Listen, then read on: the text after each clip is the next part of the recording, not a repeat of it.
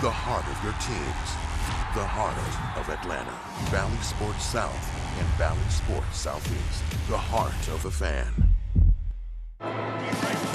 There is no better place to be on a Friday night in Atlanta than at Truist Park. Yes, we've waited 3 long years to be amongst the fans. Jeff Francoeur is ready. Our fans are ready. It's a bleacher game as the Braves and Fighting Fish meet in Game 1 of a 3-game series. The Chophouse is full. The heavy hitters are here. Jeff, yes, had a Frenchie's Blues, so you know he's ready for Braves baseball. We're getting things started with a packed house for the Friday night showdown. The Braves and the Marlins from the bleachers is next.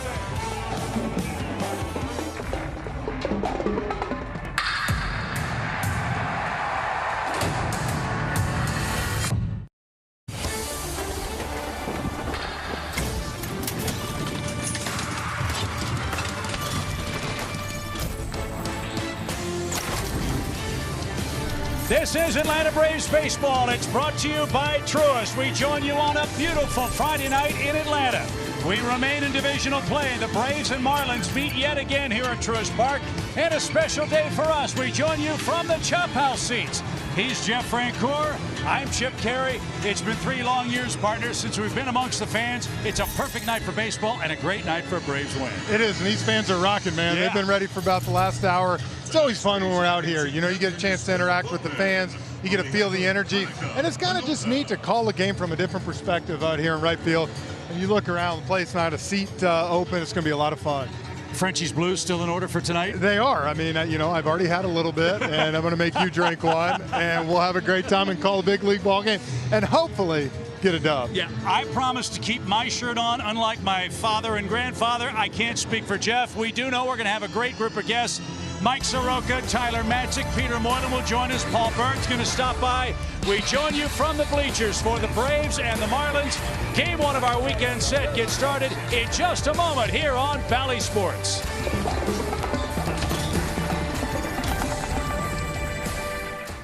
The GMC Sierra heavy-duty truck.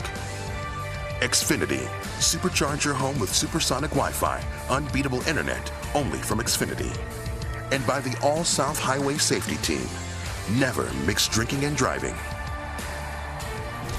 All right, it's time to have some fun on the Friday night showdown. The Marlins and the Braves from Truist Park. It's a perfect night for baseball. Perfect night for the Braves to keep up their good work against the Fighting Fish. They took 2 out of 3 from them last weekend in Miami. This is a Marlins club, Jeff, that comes to town really struggling. They've lost 4 of their last 5 games. A whole lot of personnel moves that we'll get into as the evening gets underway. John Birdie's back atop the Toyota starting 9 for Don Mattingly. Garrett Cooper, Braves killer, is the DH. No Avisail Garcia, no Chaz Chisholm. Both of those players are banged up, which you hope will help Ian Anderson, who's on a nice roll for Atlanta. He's got the ball for the Braves in the series opener tonight. Yeah, Ian, last time out against them, gave up 4 runs in 6 innings, was pretty efficient, had that 1 inning.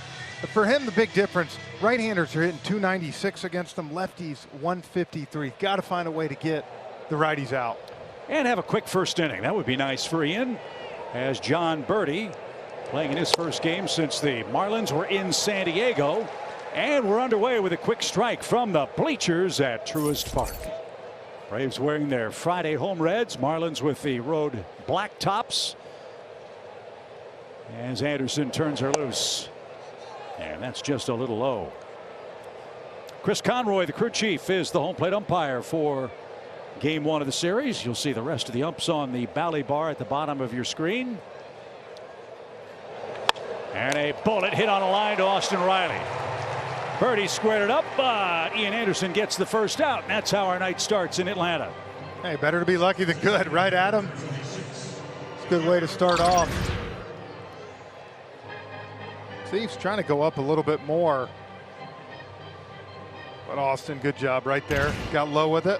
And that camera angle gives you an idea of what we're looking at tonight. Yeah. We're standing right behind Travis Demeritte, the Braves' right fielder tonight. Getting a bird's eye look at Ian Anderson, who faces Garrett Cooper, who's led off the last couple of games for the Marlins. We got to find a way to get this guy out. I was going to say, that should be one of the main goals. If we can hold him to 1 or 2 hits this series, I got a good feeling we're going to take 2 out of 3, if not sweep. Cooper at 263, a couple of homers, 15 driven in, and couldn't check his swing. It's a good curveball. No balls, 2 strikes for Ian Anderson. Jorge Soler will follow. Just underway. Gentle breeze blowing behind us toward the Miami dugout. And fouled at the plate by Garrett Cooper. What a beautiful night. Perfect night. Yeah, I was going to say, a little wind out here.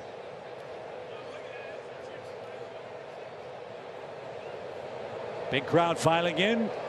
Braves this weekend have a chance to go over 1 million in attendance. The pitch is chopped, and that's fouled at third by Cooper, who stays alive. No balls, 2 strikes. Yeah, original plan was to have the bleacher game yesterday, but bad weather made it a little, shall we say, inconvenient to get set up. So great thanks to our Bally Sports crew for setting us up tonight for our first bleacher game, and that one is lined right at us. A base hit by Garrett Cooper. So there's his 1 hit, Jeff. It came on an 0-2 count. Oh man, I just hits against the Braves. It's amazing. He's trying to go away. Ball crept back a little bit too much. But Cooper with a nice swing just shot it at Demerit.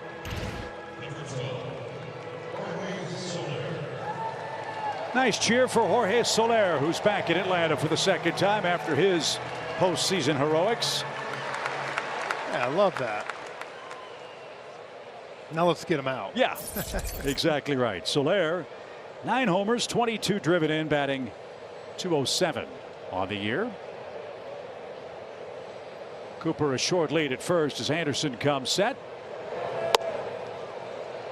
And strike 1. Like the first pitch strike percentage for Ian, 3 for 3 to start the game. Now let's see if he can finish these guys off. Miami 18-24 on the year, but they've played real well against the National League East. That didn't feel good. No, change up on the inner half, and Soler fouled it right off the top of his foot. I think it got part of that pad.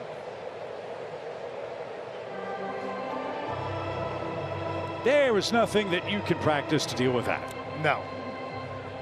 Now, if you have a toddler at home, as Jeff does, you could teach him to, I don't know, drop a bowling ball on your foot or something like that. It's very capable of doing.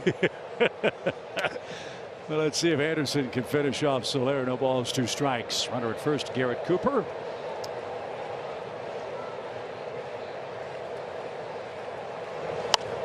And that's popped out of play off to the right side. A fan from Dothan, Alabama made that play on Friday night.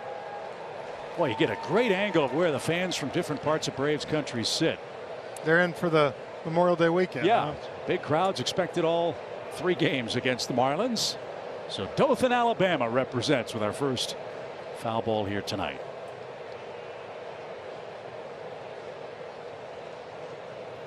The 0-2.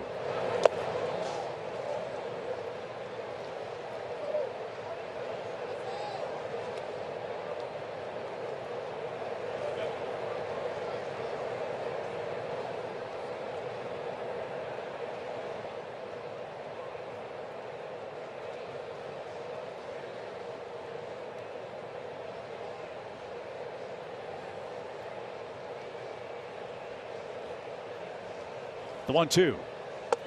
Just a little low. Bertie, we've seen Ian Anderson throw a lot of pitches in the first inning. That changeup is such a big part of his arsenal. Because that's a touch pitch, is that a reason for some of his first inning issues? I think it is, and it's not necessarily his is so good it can be a strikeout pitch, but until you settle in and you get downward action on it, he gets a lot of foul balls. That's why the high pitch count, and at times he has trouble putting righties away. This one on the ground, right to Dansby. He'll flip to Ozzie, double play. 2 for the price of 1, and Ian Anderson off to a great start. He faces the minimum for Miami in a scoreless first, and the Braves are coming up. Dansby Swanson went deep in that ball game down in Miami, and Travis d'Arnaud hit one as well. Marcell Ozuna is back in the lineup tonight after missing last night's action, Jeff. So another weapon in the Toyota starting lineup for Brian Snitker, which features Dansby Swanson leading off for the 2nd time this year against left-hander Trevor Rogers. Yeah, and I'll tell you what, this offense for Trevor Rogers, for the right-handers, get all over him. He is in 6 starts, Chip, versus Atlanta, 0-5 with a 6.15. Braves have done a great job of attacking him. They've got all over that fastball early. Hopefully they can do it again here. Ford Keys tonight for the Braves in Game 1. First time adjustment for Ian Anderson. 4 runs last time. We saw that in the first inning. Did a great job. And the long ball last time, 3 home runs in 4 innings. Starting to heat up. Ball's going to start carrying a little bit better here at Truist Park. Speaking of heating up, Dansby Swanson is doing exactly that. Dansby has 15 hits in his last 9 games for the Braves. And this one dribbled foul at third, strike 1 for the Braves shortstop. That's what's so encouraging, Jeff. We talked about it briefly last night. We wondered what this offense would look like when you had 4, 5, 6 guys hot at the same time. Well, here we are. Yeah, and his approach has been outstanding too. Whether he's hitting 8th or 9th or now 2nd and tonight 1st. Staying right up the middle with it. Rogers delivers a little low. Interesting splits for Trevor Rogers. He's 1-2 with a 1.29 road ERA this year. Those road starts at San Fran, here in Atlanta, at Nats Park, and out in San Diego. And you might recall the game he pitched against the Braves here. The run he gave up was on a pitcher's error. Yeah, that's right. So he may be a different man than we saw on his home mound in Miami. He's behind Dansby, 2 balls and a strike in the Braves first. There's a good changeup. You know, the pitch he'd been trying to kind of explore a little bit, you know, is that slider. And I think it's one of those things, fastball changeups, his 2 best pitches. And last time we saw him get beat with some of those sliders down in Miami last weekend. And you wonder, he's had a week now off. Talk about a couple extra days, see what it does for his arm. Well, he's 2-5. He's a former All-Star. And the big problem for Rogers has been the home run ball. 6 homers in 36 innings. 3 of them, as we said, against the Braves last time down in Miami. And I hope you brought a glove because Dansby's certainly in our range. Yeah, right. Here in the first inning. That's popped up our way and down the right field line. Anderson gives chase. In foul ground, he's got it. And that is out number 1.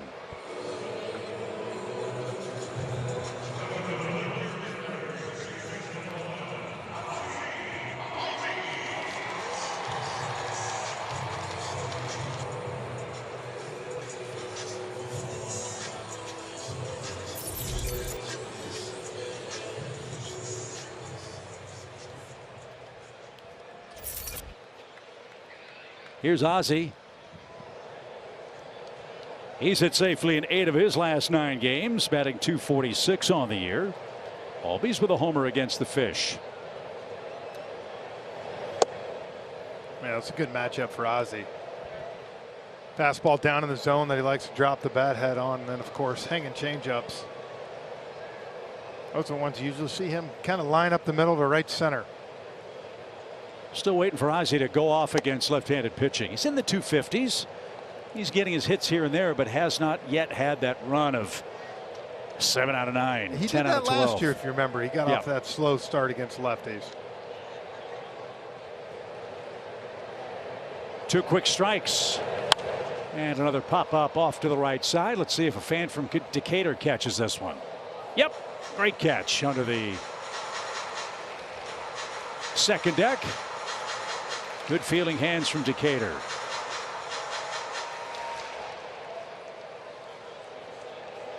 They have had some fielding difficulties, though, in the early part of the season. I'll let you know.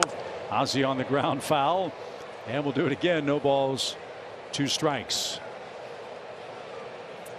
There's Jazz Chisholm. He hasn't played since left the game after the first at bat down in Miami Sunday. Yeah, he got clipped on the knee on a stolen base try at second base down at Marlins Park. And as talented as he is, I wouldn't mind it if he missed the whole weekend. Yeah, right. The pitch from Rogers is off the netting foul. Still 0-2. Get this kid's pitch count up. Make him work. Ron Washington and Jazz Chisholm having some fun.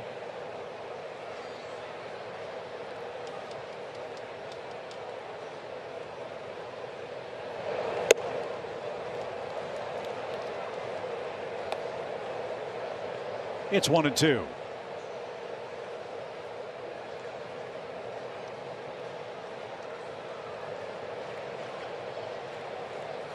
Braves in a stretch of 29 consecutive games against losing teams.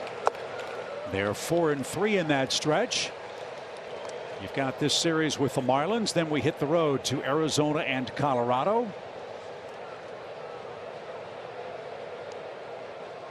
And a chance for the Braves with 3 good series in a row to get over 500 and get some traction in this Eastern race. They start play 7.5 behind the Mets. And that one's hammered toward left, but it is playable shy of the track. And Jorge Soler is there. And that is out number 2. As we mentioned, it's good to have Marcell Ozuna back in the lineup. Jeff, he's on a red-hot streak. That's our Zaxby's indescribably good play. Yeah, he sure missed him last night against Nola. Could have used that. 12-game hit streak. It's the 5th longest current in MLB. He's hit 300 in the last 5 games versus the Marlins, his former team. Came out on deck last night. Casey was going to be the tying run, but weren't able to get him up.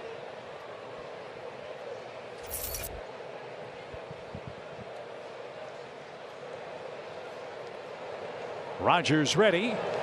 And Marcell dribbles that up the middle. Purdy playing in the shift will throw to first in time. And no trouble for Trevor Rogers in inning number 1. No score. Braves and Marlins from the bleachers at Truist Park. By Kaiser Permanente. Look at my partner. Former superstar with the Braves, warming up Travis Demeritte in right field, getting you set for the 2nd inning. Jeff still got it. I'm just proud that he didn't fall into the greenery at his dotage. And Ian Anderson ready to go for the 2nd inning. Wendell Aguilar and Brian Anderson are coming up. First pitch ground ball right to Matt Olson. That's a piece of cake. And out number 1. Nice job, man. Hey, I'll tell you what. Travis put him right on the money. First one a little short, kind of had to step in the bushes. I was a little worried. And after that, every single one, he's getting at least 2 knocks tonight. Mark it down. That would be a great way for Travis to break out.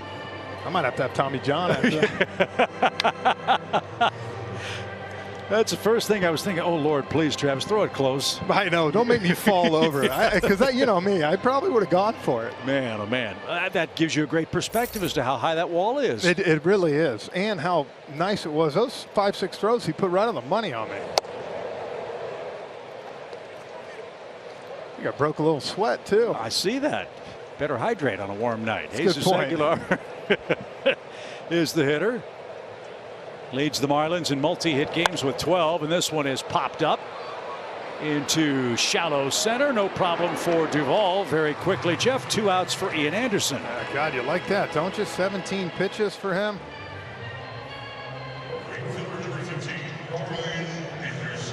And only 3 out of the strike zone.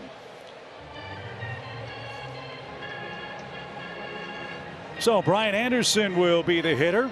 Now that John Birdie is back and Joey Wendell is back, Anderson, who'd been playing third base, can go back to the outfield where he's had some good games for the Marlins. He's been moved around everywhere, hasn't he, since he's been down there? I've always wondered if he played 150 games at the same position. Remember, that's when Austin Riley last year, there was that talk. Should we move him to left field once, you know, Marcell was out? And it was like, no, he's doing great at third. Leave him alone. That can affect somebody. We've talked about it this year. I think it's definitely affected Adam Duvall a little bit. Playing center field every day.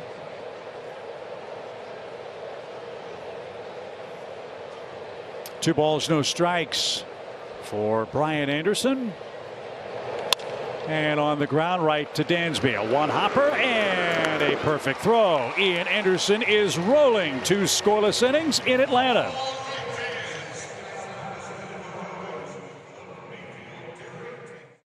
Sharp, he's faced the minimum the first 2 times through.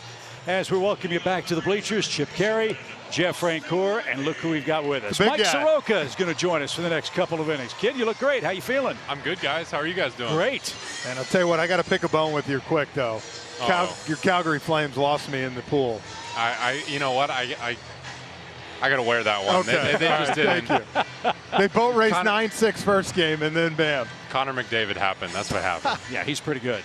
Yeah. He's pretty good. Thanks for joining us tonight, man. Thanks for having me. How it's always feeling? fun. I'm feeling awesome. Yeah. I'm excited to get down. It's exciting to watch a game from here, too. I've never been up here during a game. That's what I was going to ask you. Yeah. You're used to seeing the batter from this perspective on the mound. This is new to us, but sitting beyond the outfielders has to be a little strange. It is. It is. You know, we were actually talking about it the other day with Eddie Perez. He said for a while he had to see a catcher's point of view to see what a pitcher had. And for me, I got to see it from out here. So it's a cool one. It's a little different than way up in that booth.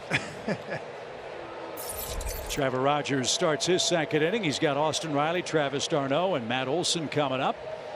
We have no score. Game 1 of the weekend. Braves and Marlins. Mike Soroka with us. And that's tipped at the plate. All right, let's get right to the first question. How you feeling? I think that's a question everybody in Braves country wants to know when they hear the name Mike Soroka. I feel awesome. You know, I've said it the whole time, is this second time around was much obviously better and different than the first time. And, you know, we're flying. You know, I feel like an athlete again. And we kind of just got to tick off some last few boxes and then get to it, get to building up. Have you had to change anything, whether it's, you know, in general, just your workouts day in and day out? Like, you know, I'm sure you're wanting to ramp up a little faster, and I'm guessing they're wanting you sometimes. No, I think this time around, especially, we're taking our time. We have our time. Yeah. You know, it doesn't really make too much of a difference if I'm back right before the All-Star break, right after, first week of August. It's kind of, you know, just get there, be what you can be, and let's go. So, no, everything's awesome, and I think we're just focusing on more athleticism stuff now. You know, I've had so long to get stronger, get bigger, and kind of grow into a little more. And I was going to say, you look a little thicker in the upper body. Getting there. You know, I actually filled my legs back out when I started running again. That was the big thing. So it's nice to feel that again and feel again like an athlete. You talked about checking off boxes. What are the boxes you're working on at this point? You know, we got to get to fielding stuff. I think a lot of the stuff we're doing now is multi-directional. Running's starting to feel really, really good. Oof, that was cheese. It's starting to feel awesome and getting towards just being an athlete. We've seen you doing drills, throwing long toss. We've seen you throwing bullpens. As you look at yourself pitching, does this remind you of Mike Soroka pre-injury? Yeah, honestly, I think it looks a little better, to be honest with you. I think I see the way some things are moving now that we've made a point to change a little bit, and I think that's why I smiled when Jeff asked me if you had to change anything. And one was basically a leak that I was having off my backside. Got time to work on that. Yeah. You know, that's the one thing rehab can do for you, is you get a time to look at things and really kind of zone in on some stuff you want to work on. And, you know, those are some things that I think are going to really help me out in the future. Travis d'Arnaud, the hitter, with the bases empty. You said one of the next steps, too, working off the mound. Is that a physical complication, a mental complication, both, neither? Yeah, that's how you got I think hurt. It's mostly just mental. You know, getting back on there, getting enough reps. You know, we're going to do things like take a jump and sprint to first, you know, stuff like that to make sure you kind of repattern it and how that initially happened. And even though you're not actually afraid of it, there's no fear there. You know, it's in the back of your head. It's always there. So kind of got to get rid of that. After what you've had to go through. For sure. And get rid of that and just, again, just get back to being an athlete. That's going to be my big thing right now. I'll tell you one thing real quick. Rogers' changeup is a lot better tonight than what we saw last Friday night. Yes. He is kind of almost canned that slider. And Mike, we were talking about that. Sometimes as a pitcher, Rogers last week in Miami, he starts throwing that slider a lot when fastball changeup's his best pitch. You know, how do you deal with that as a pitcher sometimes? Like today you come in as he's just almost a two-pitch pitcher right now. Yeah, and you know, it's interesting because I kind of go back and forth a lot, and I know I hear you guys talking about it, saving pitches for, you know, second, third time around the order, and it can kind of work both ways, honestly. I think sometimes you throw the kitchen sink at them early and they get confused so quick that, you know, you can kind of do everything, whatever you want later on. But No, he's got tremendous stuff. You know, he's been fun to watch what he did last year, and you know, obviously we got to do a good job of zoning in on what we want to hit. But I think a lot of what it comes down to is fastball command. Once the book's out on you, and Frenchie could tell you this, it's easy to hit a heater. Easy to hit a heater when they know it's coming. Oh, so. absolutely. Well, it wasn't for him. That's why he's sitting next to us. Mike pitches on the ground toward third. Nice pick, and the throw across is in time. And that is out number 2. So Mike and Jeff, here's the arsenal of Trevor Rogers, who's a different man away from Miami and looks to be on his way to a good night tonight. We'll take a look at StatCast 3D powered by Google Cloud and see where that slider 20%, but we haven't really, I don't know if we've seen it, but maybe one pitch tonight. And that was a pitch 2 guys hit home runs and doubles last week, and tonight you're seeing him go with that fastball changeup. He's got a dynamic fastball, and if that changeup's down in the zone, he's tough to hit. Absolutely, it's heavy, it's on you, it's hard. I mean, it's everything you want, and I mean, a big lefty, it's a dream, right? So if he can use that fastball, you know, he's already in command. But it's a matter of us jumping on that and getting a good one to hit. Have you got to know Matt and some of the new guys here pretty good? I have, yeah. He's been an awesome addition. You know, it's I think we knew right away. We knew some guys that I grew up with him in Atlanta and how awesome he was, and he's awesome in the clubhouse as well, and we're excited to see what he's going to do down the line. 1 ball, 1 strike. Rogers to Olsen, and a swing and a miss. Well, Matt's bat has started to come to life. 4-game hit streak for him. Couple of doubles yesterday. He leads everybody in baseball with 18 two-base hits. Now let's get some guys on in front of him and make them really pay off. We're scoreless, 2 outs in the Braves' second, and a swing and a miss. And it's 6 up, 6 down for Trevor Rogers with a couple of strikeouts. On we go to the third from the bleachers. That's Mike Soroka. That's Jeff Francoeur. We'll be back with the 3rd inning. How about this pitching matchup? No score, top 3. Ian Anderson on the hill. Tunneling is when you release a ball in the same spot, same arm action, and you see behind the head fastball, that's up top, fastball in the middle, all released from the same point. Oh yeah, changeup in the exact same spot. They all have different action on it, and we didn't even show his curveball, which also comes out of the same spot. Mike Soroka in the booth. He's the best broadcaster I've heard in a while, and he has phenomenal hair. Mike, are you big on tunneling? I'm huge. You know, I think that's something we saw with Ian a ton when he first came up, is how well that fastball changeup tunneled. You know, he's just throwing it the same. I think you can look at analytics, and analytically his changeup might not wow you, you know, with movement and or you know, anything else that goes with it, but it splits exactly off his heater, and when he's throwing that right, it's just so good. I've got to watch his bullpens recently, and it's fun to watch. That's the difference. I say his fastball changeup comes out of the same spot, and that's why it makes it tough on a hitter. When he's got that fastball going at 94, 95, a little bit up in the zone, and throws the changeup, that's when he's at his best. Jacob Stallings, the hitter, and takes strike 3 right down Peachtree. Couldn't pull the trigger. Great deception, great result, and that's Ian's first strikeout. And that's the other thing. You get, as a hitter, once he's got his fastball changeup going, you get to where you're looking for that pitch. That pitch freezes you. I mean, that's just a curveball right down the middle. Yeah, he saw a wrinkle in that. Yeah, and shut down. Yep. Jesus Sanchez is the batter. 4 homers, 13 RBIs for him. Mike, did you bring a glove? This guy's got power. I didn't, but I've seen a few get hit up here. Hopefully not by him. Yeah. But, I watched Matt hit BP the other day, and he was putting them where we are, but over there past the bullpen. This one on the ground into the shift. Little bobble by Dansby, but no trouble. That's the second out. And Miguel Rojas will be the hitter. You've had time off. In your profession, have you seen the art of pitching change in the last couple of years? We've talked as broadcasters how there's really no such thing as a hitter's count anymore. When dinosaurs like me started, it was an automatic fastball count. Doesn't seem like that's the case anymore in our sport. Yeah, and that's honestly what have been one of my favorite things about, you know, coming up. But I think I got that early in Double A. I spent a lot of time with Derek Lewis in the dugout, and we talked a lot about just breaking up the traditional pitching rules. You know, 2-0 changeups, stuff like that. Right. And if you can do it, it's such a huge weapon. And I think you're starting to see guys do that more. And I mean, you're even starting to see guys throw, you know, 90% slider and stuff like that. If that's their pitch, they got to do it out of the bullpen. Why not? But you know, it's fun, and I think it's even going to go even farther here in the next couple of years, and they're going to find a way to basically show that fastball command is still what separates good from elite. 100%. And I think that's because there's going to be days you're not going to have that changeup to me, or you might not have the feel of it. But if you can locate a fastball, yep, you can pitch anywhere. Yep. Ian's rolling, throwing great. 1 ball, 2 strikes to Miguel Rojas. Yeah, look at that. 21 strikes to 6 balls here at 2 2/3. And we've talked how we have these 14 games in a row, how big it is for starters like last night. Give you 6 2/3, 7 innings, and save the bullpen. It's huge. They love you when you do that. Oh, absolutely, right? Lower thirds coming up for the Braves in this 3rd inning. Contreras, Duvall, and Demerit are due. Ian's got to get 1 more strike. And here it is. A little low.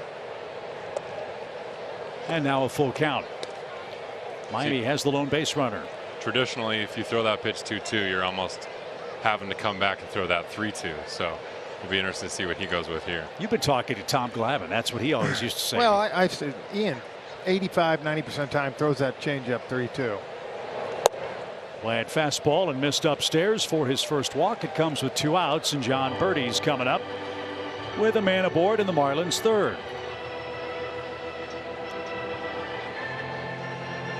So what's your next couple weeks look like?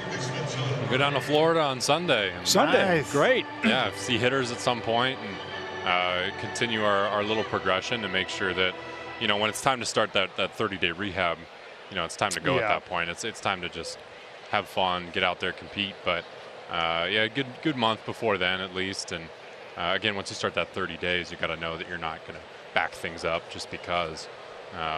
So. That's hit high in the air toward us. Demerit drifts back, and Travis puts that away, and that will retire the side. Mike Soroka joins Chip and Jeff in the bleachers. We have a scoreless game against the Marlins.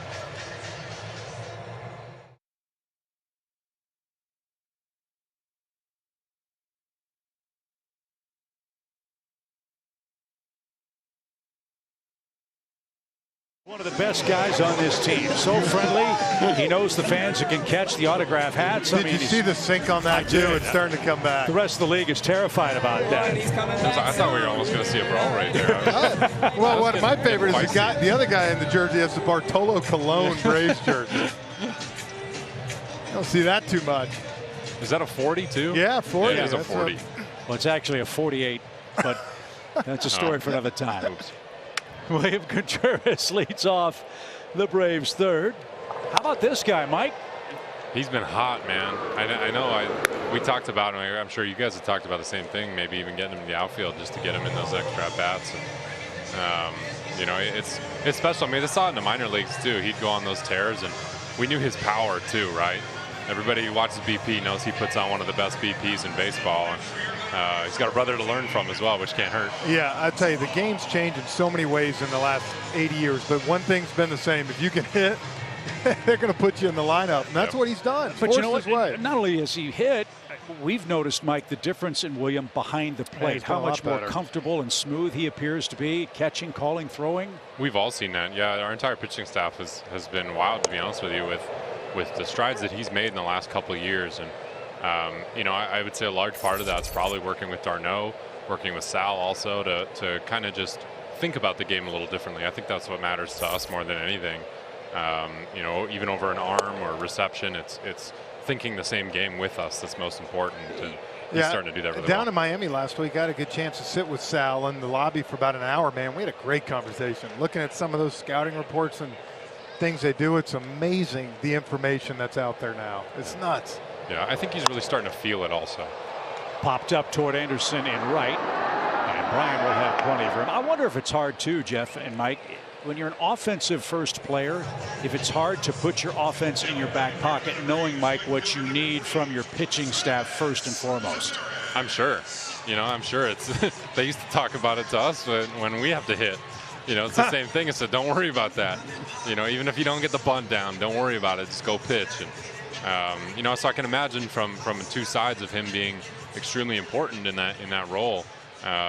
you know, like we said, just feeling the game and understanding who he's got and what they've got that night is so big, and he's doing really well. Travis Demerit's the batter. He could use a hit. He's breaking it right here. Yep. Well, you Played got catch with me in the outfield. You got him hot. Yep. He threw it right to me, what, 7 or 8 times right on the money. He's proud that Jeff didn't drop. He probably throws a ton with his the youth baseball team now, right? Every day. If you notice. Underhand and overhand. Yeah, Softball. his right shoulder's a little droopy these days. Throwing all that BP with the kids. As Travis hits with 2 outs, Rogers and Anderson are dealing here in the early innings in Atlanta. As we kick off the weekend series, that just missed. 2 balls and a strike. You mentioned hitting. Are you going to miss hitting? I'm going to miss taking batting practice. Really?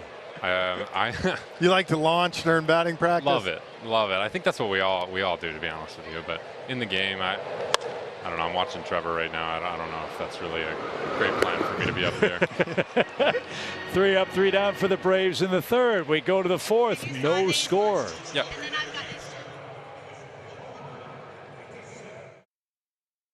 What a great dude, throwing autographed baseballs to all the kids out in the bleachers here as Jeff and I keep rolling merrily along with game 1 of our series with the Marlins. There you go. Yeah, buddy. Well, we came out here hoping we get some action. We've had 1 hit and 3 innings. Yeah. Well, which I know you appreciate being a pitcher. Say this pace is nice. Okay, look. No, I'll give you that. Give us a hint. Okay, we need some help. Can you tell us how to get this guy out? Garrett Cooper? Yeah. Please? Because we can't. I could. But the last time I heard a pitcher tell us something on the broadcast of how to get a hitter out, they took him deep. I won't say who, but yeah, I actually faced Cooper quite a bit in 19, and obviously he's had a couple of years since then. But you know, he's seen it well, and sometimes you just got to change it up sometimes. This one's fouled at third. Let me ask you about the pitcher's book, right? You haven't pitched in a big league game in a while. I would assume you've been able to use this time to file away things that are successful against hitters, because I know you're watching every game, right? And is that something you think you can take into your arsenal when you do come back? When he's not watching the Flames. Yeah. Which now he can watch the Braves. The interesting part is that you go back and first you find what worked for you. Riley stumbled, made the play, skips it off the turf, hey, there we got go. him. Garrett Cooper's retired. That was a good one. Got him. So, I mean, you get back to the point where you're looking at things that work for you, right? You're looking at things. Oh, that was a good one. He even caught the ground a little bit. You're looking for the things that work for you back when. And you know, we all go through times where sometimes it's just working better. You know, whether you're making more pitches, you're breaking balls on. But you get back out there, and I think I've gotten a chance to really look and think, all right, you know, on days when I do this, you know, I'm giving myself a much better chance for success. And I think when I get back, the book's going to kind of reset a little bit, to be honest Makes with you. sense. I think nobody's going to really have seen me in a couple of years. And Yeah, some of the hitters use that to my have got, advantage. yeah, I agree. I would think if there's any positive too out of this intermission in your career, Mike, is it's given your arm a chance to, I guess, rest up, recover fully. You would figure to be loaded for bear. Absolutely. And you know, I think I got to rein it in a little bit, and things are feeling fresh, and to make sure we don't start wasting bullets here in bullpens. But no, absolutely, I think that was the silver lining right from the start. Is, you know, Alex laid that out for me and said, you know, we're going to look at you in a couple of years, and you're going to have 2 less years on your arm, and if you do the things you need to do to stay on the field, and we think you're going to be who you were before.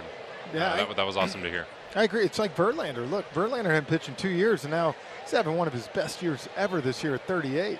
Yeah, he's looked incredible. Yeah. The scary part is I still think he's trying to feel out his slider too. So, you know, his stuff is elite. You know, we hear stuff around the league, and you know, first day throwing after a big injury like that, and it looked like he'd been doing it for months. Yeah, nice, special person. Full count pitch for Ian Anderson to Jorge Soler, who hit into a double play his first time, and that was taken low. Soler walks. That's 2 of those for Ian in the game, and Joey Wendell will be the next hitter. You know, you envision your call up when you get a chance to make your big league debut. Have you kind of envisioned what it's going to be like for you, whether it's July, August? Absolutely. I think, I said it yesterday. I'm almost trying to put that on the back burner. Yeah. I don't want to get too excited too early. And when I'm out there, I want to go out there and compete. Yep. It's what I like to do. It's what I love to do. And I don't want to be out there thinking about everything that I put into it. I just want to go compete, trust it, and work. And after the fact, maybe I'll enjoy it after. I don't want to hold you to a firm timeline because that's not fair to anyone, but when do you envision starting to pitch in competitive games down But he Florida? is, so he wants to know when are you going to pitch. Ballpark. I mean, how long does the next step of your process in the rehab going to take, you think? Yeah, I think, like I said, we got to be careful. Demerit drifts over. Duvall will join him. Travis has room to make that grab. Solaire's not going anywhere. And that is the second out. Sorry, Mike. I think we got to be careful you don't get into it too early because, like I said earlier, once you start that 30-day rehab assignment, you got to know you're going to make those, make every start pretty much. So we get to go through live BPs, start building up in sim games and inter squads and all that kind of stuff. And, that's going to be a good month, I think, before we get back into, real competition to make sure that all those boxes are checked and I can go after it. If I feel like I need an extra live BP, same thing. We can always do that at that point. Well, and I think that's a great point, Mike. I mean, at the end of the day, when you come back, you want to have, all your pitches, everything ready to go. And I mean, I'm sure like anything, not have to worry about anything. Do I have to run to first? How do I feel? Get all that out of the way. So Absolutely. It's hard enough to pitch in the big leagues, much less if you're thinking about all that. Absolutely. And I think that's where I'm feeling right now is everything physically feels awesome. Yeah. Everything's moving well, but that feel of just not really having done it for a while is going to take a little time. And I think I'll pick it up pretty quickly here once I get to see hitters. But, it's going to be a bit of a process, but I'm excited. And it's starting to get to the fun stuff, right? God, man. Well, this is kind of a personal question. What have you learned about yourself in this whole process? I mean, I think anybody goes through that stuff. You're impatient? They don't expect, right? When you don't expect something like that to happen, and then you find the things that you'll do to get through it. And I think that's the main part for me. Dansby's got this one. He'll flip to first in time. Ian Anderson putting up zeros. 4, in fact, as we continue in Atlanta. Top of the order coming up. Hanging out with the fans as we join you from the Chophouse seats tonight. It's a beautiful night. Friday night fireworks to follow. Hopefully a Braves win too. Love her eyeshadow, by the way. Did you notice that? Yeah, I did. Red and blue, nicely done. Mike looks great. Jeff broke the camera as we show you where our perch is here in right field with the top of the order coming up. Mike Soroka, Jeff Francoeur, Paul Bird with us. I'm Chip Carey. Let's see if we can get some runs now. Let's get this offense going. It's been cooking for the Braves of late.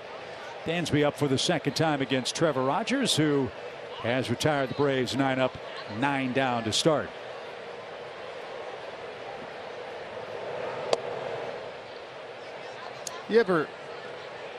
What's the advantage you think for an offensive pitcher when you face a team for the second time like this in 5 days? I think sometimes we forget that even though they're the last team you saw, they've seen, I don't know how many pitchers in between. Sure. I think you have a chance to flip the script a little bit. Say that's probably what he's doing. He's throwing. That's what you can. He probably knew that they were going to come out looking for something. He said, "I'm not going to give it to you." And that's kind of the game you got to play, especially in division. So let's see what adjustments the Braves hitters make this second time through the order. 2 balls and a strike for Dansby Swanson, who popped out his first time up. Dansby's riding a 9-game streak where he's been really impressive. He's got the right side of the infield to play with. Aguilar, the only man between the first and second base bags. What else have you been doing to keep yourself busy? Not too much recently. No, I've been playing enough guitar, which Chip knows. Yes. I got to be careful with that though, because I sit there too long and my shoulder gets tight. So we gotta rein that one in a little bit. Got to rehab, right? Yeah, exactly. So trying not to do too much. Honestly, trying to take a break. Use it as some time right now to take a breather and enjoy the little things. That's popped up shallow right. Anderson is there. A little miscommunication for a moment. Birdie almost Helped Anderson misplay that, but there's the first out. 10 up, 10 down. Any new songs you learned? You're a big rock and roll guy, Metallica guy. Anything new? I'm actually going a little country right now. I might end up having Smart to get man. a Telecaster and going back to Stay a Little Longer by Brothers Osborne, I think is the band. Trying to get that one down, but I'll send it to you when we get that done. Nice. Did a great feature with Mike in Chicago. Went to one of the record stores, and my heart dropped because Mike had the good fortune of playing a Gibson Les Paul, I think it was, that was worth more than my life. And he made that baby sing. I don't know about that. But Yes, you did. I can't believe they took it out of the case. It was something else. He's a terrific guitar player. And between you and Kenley, you two guys could get the bass and the guitar section going. Yeah, Kenley, and then what's little known, I mean, Walt Weiss plays the drums. He's played for a long time. Actually learned when he was rehabbing his ankle back when he played. George Poulos, our head trainer, is getting into it as well. Really? He picked it up this offseason and playing with his daughters. Yeah, he's pretty good, honestly. Guitar or drums? Drums. Oh, drums. Yeah, and then I could sing. I was going to say, perfect. have you heard Jeff sing? I have not, but It's tremendous. maybe by the end of the night here, by the Terrapin, they'll put karaoke on for you guys. Well, that would be nice. What is the song that you sing in the booth all the time? I mean, which one? Well, there's a million of them, but which is your favorite? I got lots. Well, here's your chance. The pitch to Ozzy is high. Come on, Ozzy. Let's get a knock here.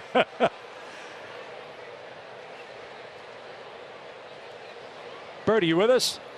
I'm here, guys. You all spot on with Trevor Rogers, then change of game plan. He learned to throw his slider from Trevor Bauer on YouTube. Has fallen in love with it against the Braves in the past. Today, a different look, throwing the high fastballs, as you see right here. So, different game plan. I got to ask this for Mike. I know you love the fastball. You're right on with command. But what's your favorite non-fastball pitch? Who taught it to you? I mean, it's got to be a good breaking ball. You know, we talk about it all the time. I talk about it with Max. I mean, we still love punch outs. We love quick game. we love all that stuff. But we do notice, typically in games with higher strikeouts, you have your breaking ball going for you. And I think most big league hitters would agree that, you know, when you have a fastball and you know where that fastball is going, the good breaking ball off of it's always kind of that trump card. It's kind of just it brings it forward a little bit. And It gives you the punch-out pitch, man. Exactly, and I learned it actually. Jordy Alexander, he played in the minors for a while and coached me at home, and it's kind of the first one to start teaching me how to throw it properly. To center, and Sanchez makes that grab, and that's quickly 2 out. 11 up, 11 down for Rogers. Here in the Braves' fourth, Marcell Ozuna's coming up. He grounded out his first time. You know, I might. If I spend any more time in rehab here with Kirby, I might end up picking up a splitter. So we'll see how that goes. What's it like picking the brain of Kenley Jansen, who's new to the team this year, and a guy that's been through just about everything you can in the sport? I think just watching him work for me, you know, obviously a designated closer, it's pretty interesting to me to be able to kind of, he writes what he wants to do, and he's kind of a creature of habit, and getting to see him come down to the bullpen today right after I was finished my bullpen and see the way he sets himself. You know, he's clearly putting himself in that situation, and in the ninth inning in his bullpen when he's practicing, and it plays. I mean, it's why he's done it for so long. He's been one of the best in the game at it for so long, and we're very lucky to have him. And obviously he's a relief pitcher. I would assume the same is true for Charlie Morton, who does what you do, a starting pitcher in the major leagues. Yeah, I mean, I talk more about, you know, just the conversations that I've been able to have with Charlie, and how he talks about, you know, earlier in your career, how you're working to throw mechanically and not hurt, and then also kind of meld performance with that. I think that's going to be a really interesting thing going forward, and that's something he's obviously figured out, and you know, he's even going back to right now, and what he did so well and how to get back there. So see what Rogers does here. 3-0. Oh, Ozuna usually that he does not let many 3-0 pitches go right there. But with probably nobody on base yet. Marcell also sits on some weird pitches sometimes. That's what makes him so tough to pitch to, is sometimes he might sit 3-0 changeup right there just because. Just because he can.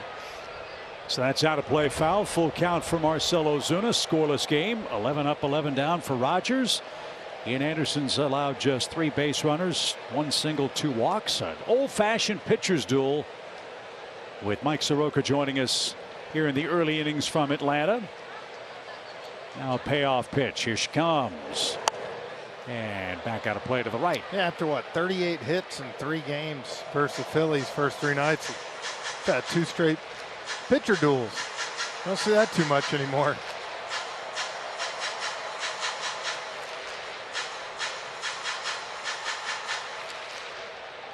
Obviously I'm biased, but I still would say a lot of the pace of play, you know, would move forward if you know, the strike zone got back to where it was when Tom pitched. You can tell him that. That smoked into center, and that will take care of Atlanta. Mike, we can't thank you enough for being here, and we wish you all the best as you make your way to Florida. And when you get back here, it's going to be a celebration in Atlanta. Great to see you, kid. Great to be here. Mike Soroka, no score as we continue 4 in the books in Atlanta tonight.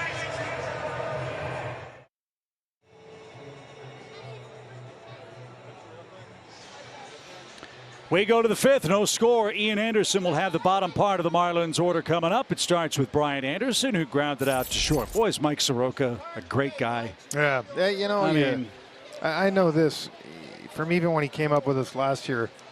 He's ready to get pitching, man. Yeah. You can tell. But not only is he ready, I think he's smart enough and he's been held back enough to know that there's a process, and the patience and maturity he's showing and sticking with that is really think important. After everything he's gone through, still signing autographs, you see, for the kids, but everything he's gone through, he knows if I rush this thing, I'm back at, you know, the starting line again. And so whenever Mike comes back,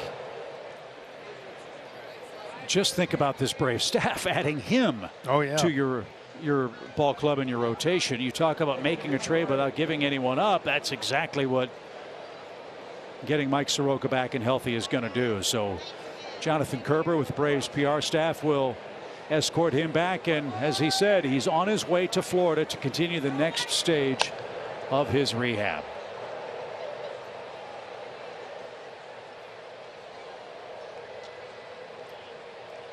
So now we got to find a way to get some base runners against Trevor Rogers, who, as we said, pitches like Sandy Koufax away from Miami. He's doing that tonight. 12 up, 12 down. Ian Anderson's been matching him pitch for pitch with 4 scoreless frames. And Anderson with a 1-2 count. Ooh, he's pretty close, just a bit high. The all Anderson matchup here. Ian versus Brian.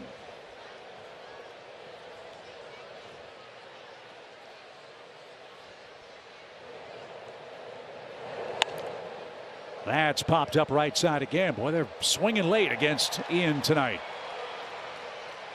His fastball is popping in the mid-90s. Curveball and changeup on point, as you'd expect. Let's get this guy a run or two.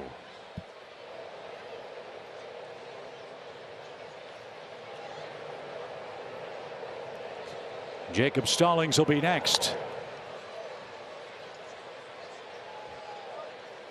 Marlins are used to playing close games. They've had 21-run games this year. They've lost 14 of them.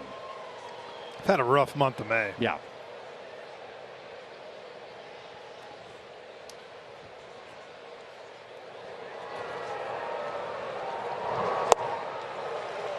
And down goes Anderson. There's out number 1. Base is empty. Let's enjoy a quick message from Zaxby's. It's the new Signature Club with bacon and cheese, remixed by Zaxby's.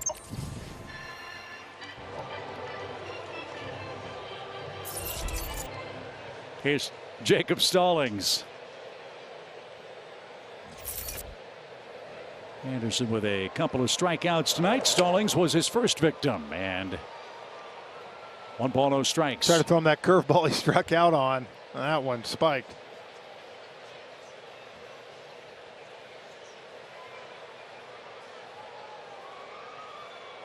Yeah, there's no doubt this got the old school game feel to it right here. 2 guys. Yep. Really keeping the ball down, working hitters. And no real good swings. I mean, their stuff is so deceptive that you're not seeing anybody getting squared up. I think we've had 1 hard hit ball, and that was Garrett Cooper's to the base hit to demerit. All the outs have been weak contact. Man, that was on an 0-2 pitch in the first inning. Yeah. So that's it. As we're in the 5th already. This keeps up. Crowd here in Atlanta might have to wait 30 or 40 minutes for sundown and fireworks after the game. We've had all kinds of delays in a big league game. I don't think fireworks would be delayed for sunset. We'll see what happens tonight. 2-1 for Stallings. And that's fouled at the plate. It's 2-2. Anderson and Kyle Wright putting together back-to-back outstanding outings. Boy, was Kyle good last night. Ooh, 6 2/3, and it just, unfortunately for him, Nola was a tick better. But I love what Kyle said, even though the outcome was disappointing. He said, "This is me. What he did last night is Kyle Wright at his best." And really, Jeff, other than an outing or two, maybe, that's exactly what he's been this year for the Braves. Well, you're right, and that was the thing. I think he would probably tell himself the last 2 outings before that, he had quite a few walks, and something that we saw the first 5 or 6, he was so efficient, you know, not walking guys, and we've seen now last night he was right back at it, not walking guys. Stallings, he went around. And Ian Anderson will take care of the Marlins catcher on a check swing. He strikes out for the second time. Just like that, 2 outs in the 5th. See here right at the bottom of the zone. Yep.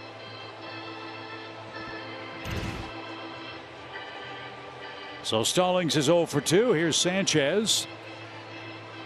Sanchez has struck out 34 times in the last 29 games for Miami. There is swing and miss in his game, and the Braves have exploited that a lot in the early going. And if memory serves, Jeff, it's been with off-speed stuff and stuff up.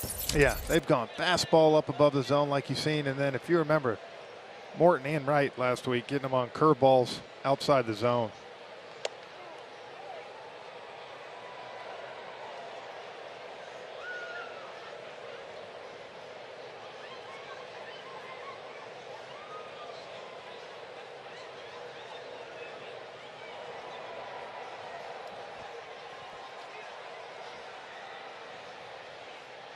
Two balls, no strikes for Jesus Sanchez, the Miami center fielder.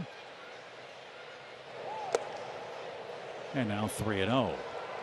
You've got Rojas waiting next. He's the 9th place hitter. As you see our view from the right field Chophouse seats. Man, what a great place to catch a big league ball game. You got the can coolers, which Jeff is using liberally here in the early going tonight. Someone's got to. You've got the wireless chargers. That's the most impressive thing. That was added. That wasn't here in 19. Wireless charge. That's right. Yeah. It's pretty impressive. And what a view. Looking in behind Ian Anderson, who turns it loose. And a strike. And Jesus Sanchez thought he earned ball 4. Instead, it's a full count. Now we saw Rogers go 3-0 to Ozuna, work it back to get the out. Now Ian painting the corner with that changeup gets it back to 3-2. Well, let's see if he throws it again, as Mike Soroka would suggest. And that's popped back toward the press box. And we'll try again with a full count.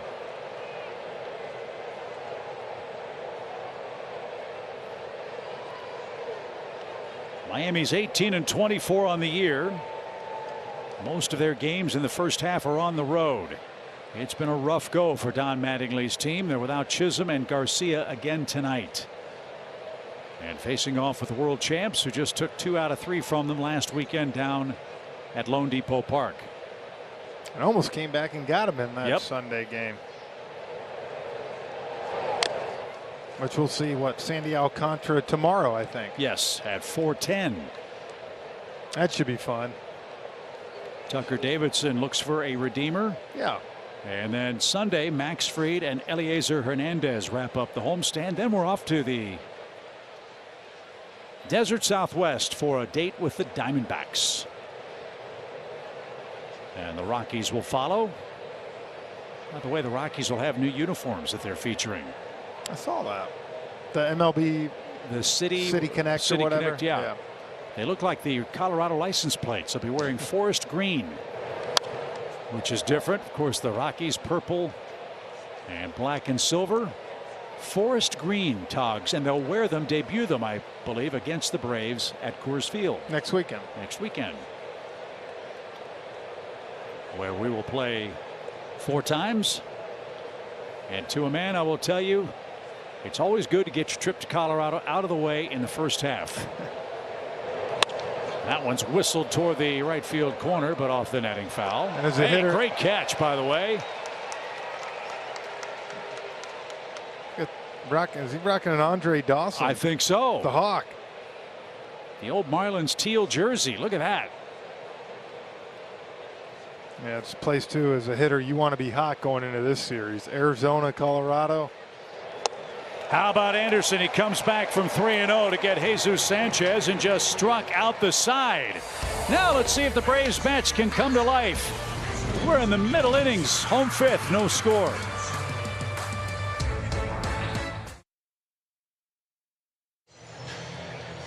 All right, let's get some offense as we head to the bottom of the 5th inning here at Truist Park.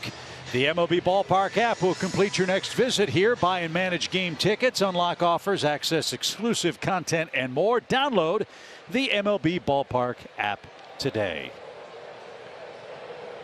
Is this the inning we get a run? I think so. Swing, drive, belted, first pitch. You called it, Jeff. 1-0. There you go. That breaks up the perfect game, the no-hitter, and the shutout. A line drive home run from Austin Riley, and the Braves strike first.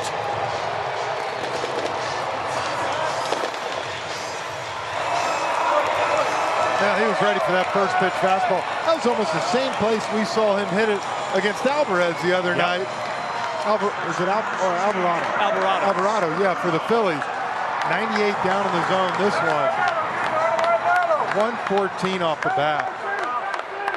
So the home run ball, which has been the problem for Trevor Rogers, is tonight. That's the 7th homer he's allowed. The first hit he's allowed, the first run he is allowed, as the Braves give Ian Anderson a 1-0 lead. Yeah, that's ones you love right there. All you got to do is drop the bat head on it. And he supplied the power. So Travis d'Arnaud, the Braves hitter, 1-0.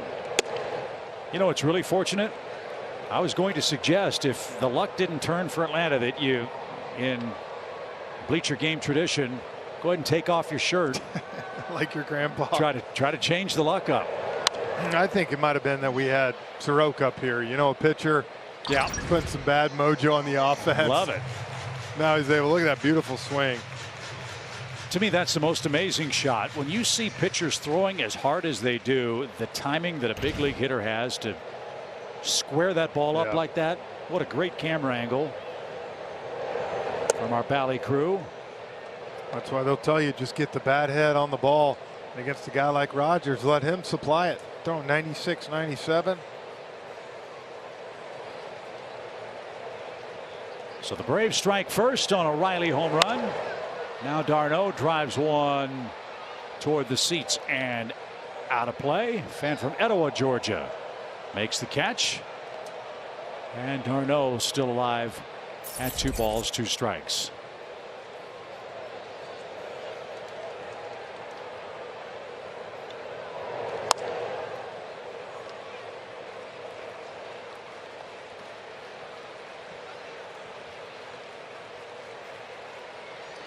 Man, one thing we noticed from the Chophouse seats, they got some serious food out here, dude. Yes, they do. Makes you hungry. Got some chicken nachos coming. Really? Yeah. Sweet. Pitch is on the ground, deep short, and that's going to sneak through. He's going too. He's thinking about it, helmet flying, and he's going to make it. No, he's holding on to the helmet while he ran. Look at that.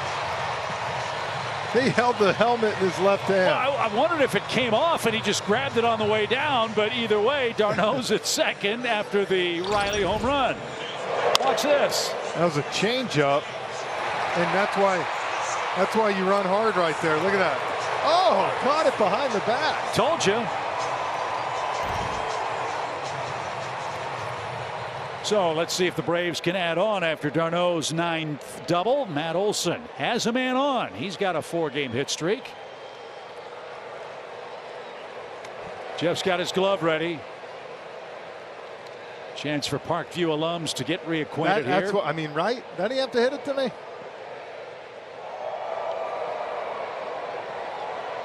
The pitch is outside. 1 ball, no strikes.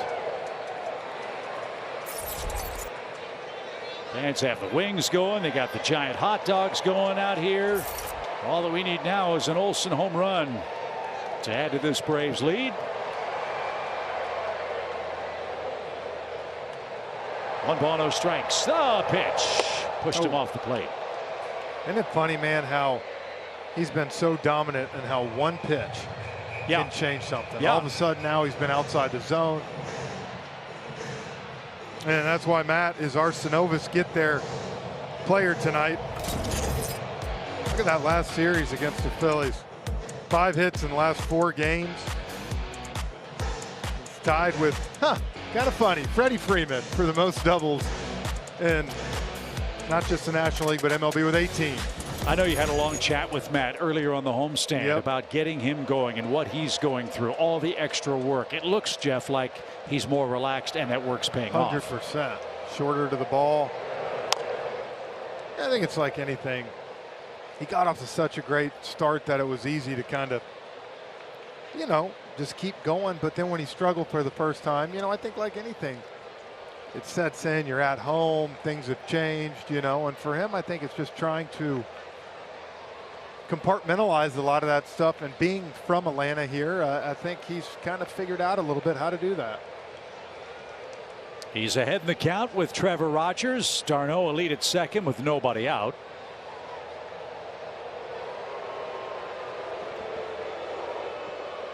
Sometimes with a left-hander on the mound, it's easier to steal third than second. Let's see if d'Arnaud takes some liberties here. The Braves have been running a lot more.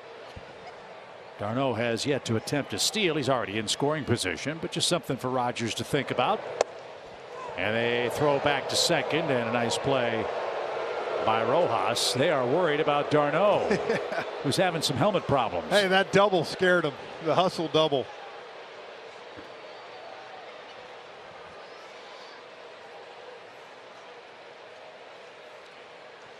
Packed house in Atlanta. They've seen Riley hit a home run.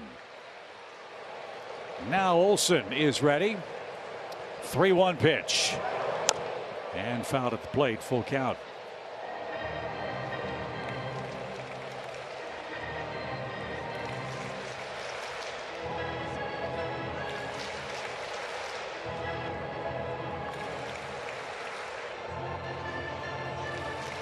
That is not a green screen in front of Jeff and me. That is the ballpark. Boy, the grass looks absolutely verdant this spring. Gorgeous night. The pitch. And Olson couldn't check his swing and strikes out. 4 out, number 1. William Contreras is the Braves DH. Let's see if he and d'Arnaud can be a dynamic duo in this inning. That's the story on our landmark player comparison. You combine these two guys, I'll tell you what, you make the best catcher in the National League. Travis, 12 extra base hits, are second among the catchers behind William's brother Wilson up in Chicago. Your buddy. And then William, with all his lack of at-bats that he's had compared to other guys, yes, leads all catchers with 7 home runs. I love that. William grounded out his first time up. That was one of the great moments in Braves history. Jeff was playing with the Braves and Wilson was behind the plate. Fastball came inside and was shouting encouragement to his pitcher. Jeff turned around and said, "Really?" That was my last year. Ump had to step in. But you guys have made up, I understand. Yeah, it's all good. Yeah. The pitch. Loved hearing what Mike said about William when he was with us a few moments ago. Just look, players getting to the big leagues are obviously extremely talented. It's learning how to harness that talent and play a big league game. And Contreras was a hit first, catch second guy, I think is fair to say. I think with all his hard work with Sal Fasano and Travis, that's changing. Rip to the gap. That's going to get down for a base hit. Anderson can't cut it off. A run is in. Contreras will stop at second. The Braves' dynamic catching duo. A pair of doubles to extend the lead. It's 2-0. Well, we've said it time and time again. What's impressed us with Contreras, Chip, his opposite field power. In his approach right now, he takes this pitch, as you see, kind of on the inner half. Stays inside it nice and splits the gap in right center. Look at that. All the way to the wall. So it's a 6-game hitting streak for Contreras. RBI number 12. Ian Anderson now leads by 2. That's right, William. It's 2-0. And here's Adam Duvall. He flied out his first time up. And that's low. 1 ball, no strikes. Hope you enjoyed having Mike Soroka with us. Tyler Matzik is going to join us in a bit. That'll be a lot of fun. Peter Moylan will be here too. Paul Bird is amongst the fans here in the Chophouse seats. Paul looks hungry. He looks like he's ready for one of those giant hot dogs. He could use one. Covered with cheese here. Chip, I'm not going to lie. Yeah. That's on the ground. Won't advance the runner. And the long throw to first is just in time. Wendell gets his man for out number 2. Birdie. You know me? Yeah. Well, and I'm always hungry. So I don't know what to do about that. Any suggestions? Well, that's why you have such a great future in broadcasting. That's 90% of the battle. Yeah, I'm just shown from here up, so it doesn't matter. Birdie, I just drink that Frenchie's Blues by you right there. That'll take care of you. This one right here? Yeah, that one. Yeah, okay. Also, if you do struggle with hunger, the Chophouse is not the place to be.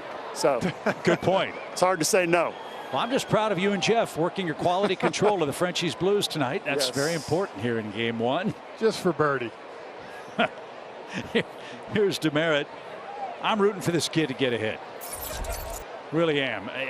It's hitting an RBI right here. Yep. He bounced out his first time up. And the hard thing now is he got off to such a good start, and now every at bat just feels the pressure mounts and mounts, because you know what you're capable of, to be honest, but you also know what's happened.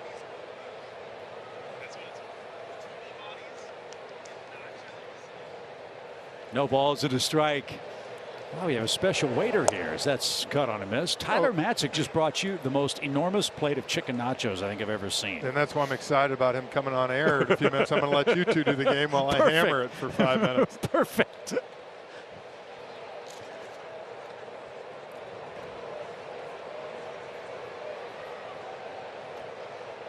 No balls, 2 strikes. Smacked into left field. That is down for a hit. Streaking around and scoring is Contreras. Travis Demerit. Boy, did he need that. There you go. Just play catch with Jeff Francoeur. Yep. Look what happens. He did a good deed by playing catch with me, and look what happens. That was beautiful. 0-2 pitch. I think he got a hanger changeup on this pitch. Let's take a look. Better slider. You know what? The struggles at the plate for Travis, I'll say this. It has not affected how he's played the defensive side of things. It's not affected his work ethic, his preparation. And how he's carried himself. Pro's pro, man. Yeah. Good for him. That's not easy when you're going through that. Not at this level. So it's all come apart for Trevor Rogers, the second time through the order for Atlanta. The Riley homer on the first pitch burst his bubble. Atlanta leads by 3. And back to the top we go. And Dansby Swanson. Dansby's 0 for 2. He's popped out twice.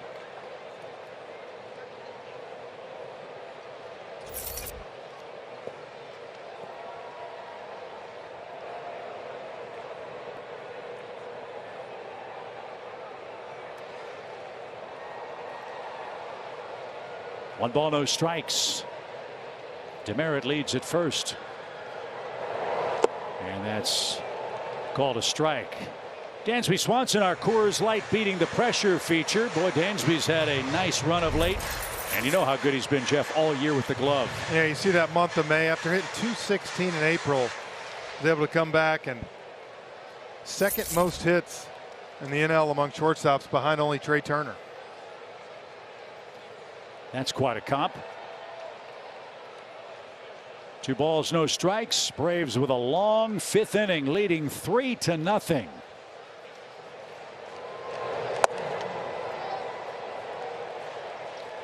It's amazing, cruising around perfect, and then one pitch, Austin Riley hits that home run, and he's just been thrown off. He looks like the man the Braves beat up down in Miami in this 5th inning tonight. Swanson, the 7th man to hit. And Rogers up to 85 pitches here in game 1. No stress through 4. He retired all 12 he faced. In order, the pitch. And right now, Jeff, when you look at the way the Braves are swinging the bat, not just the hits, but their takes, they're so much better now than they were even a week ago. And they're back at it tonight after those days. I think it shows you how good Nola was last night, that, you know, he was able to do that to the offense. You know, Rogers had a great first 4 innings, but these hitters have made adjustments now and add to this lead right here. 3-1 count. And Dansby takes ball 4. The long inning continues. First walk for Rogers. Demerit in scoring position. Now Ozzie Albies coming up. He's 0 for 2. And Mel Stottlemyre is coming on for a mound visit. As they chat, let's enjoy a quick message from Truist. Jessica was born to care. That's my best friend. She don't need no. Miss Hogan's class? It's Atlantis. Today, she's a teammate at Truist, the bank that starts with care. Oh, yeah.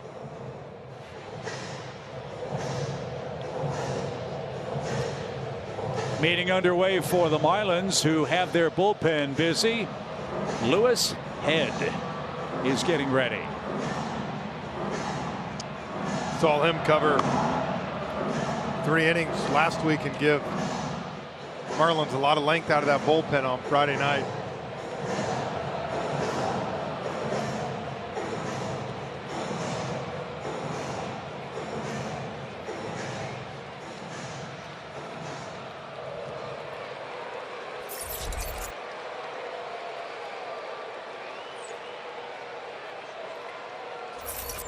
Let's see if Ozzie can add to the lead. It's 3-0.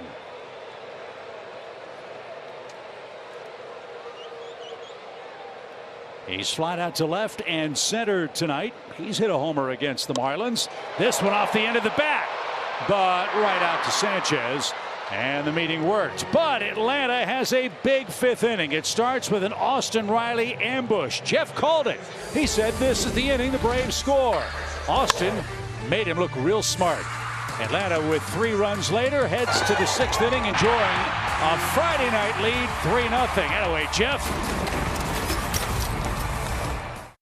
Bringing Jeff and I a little treat, some chicken nachos here.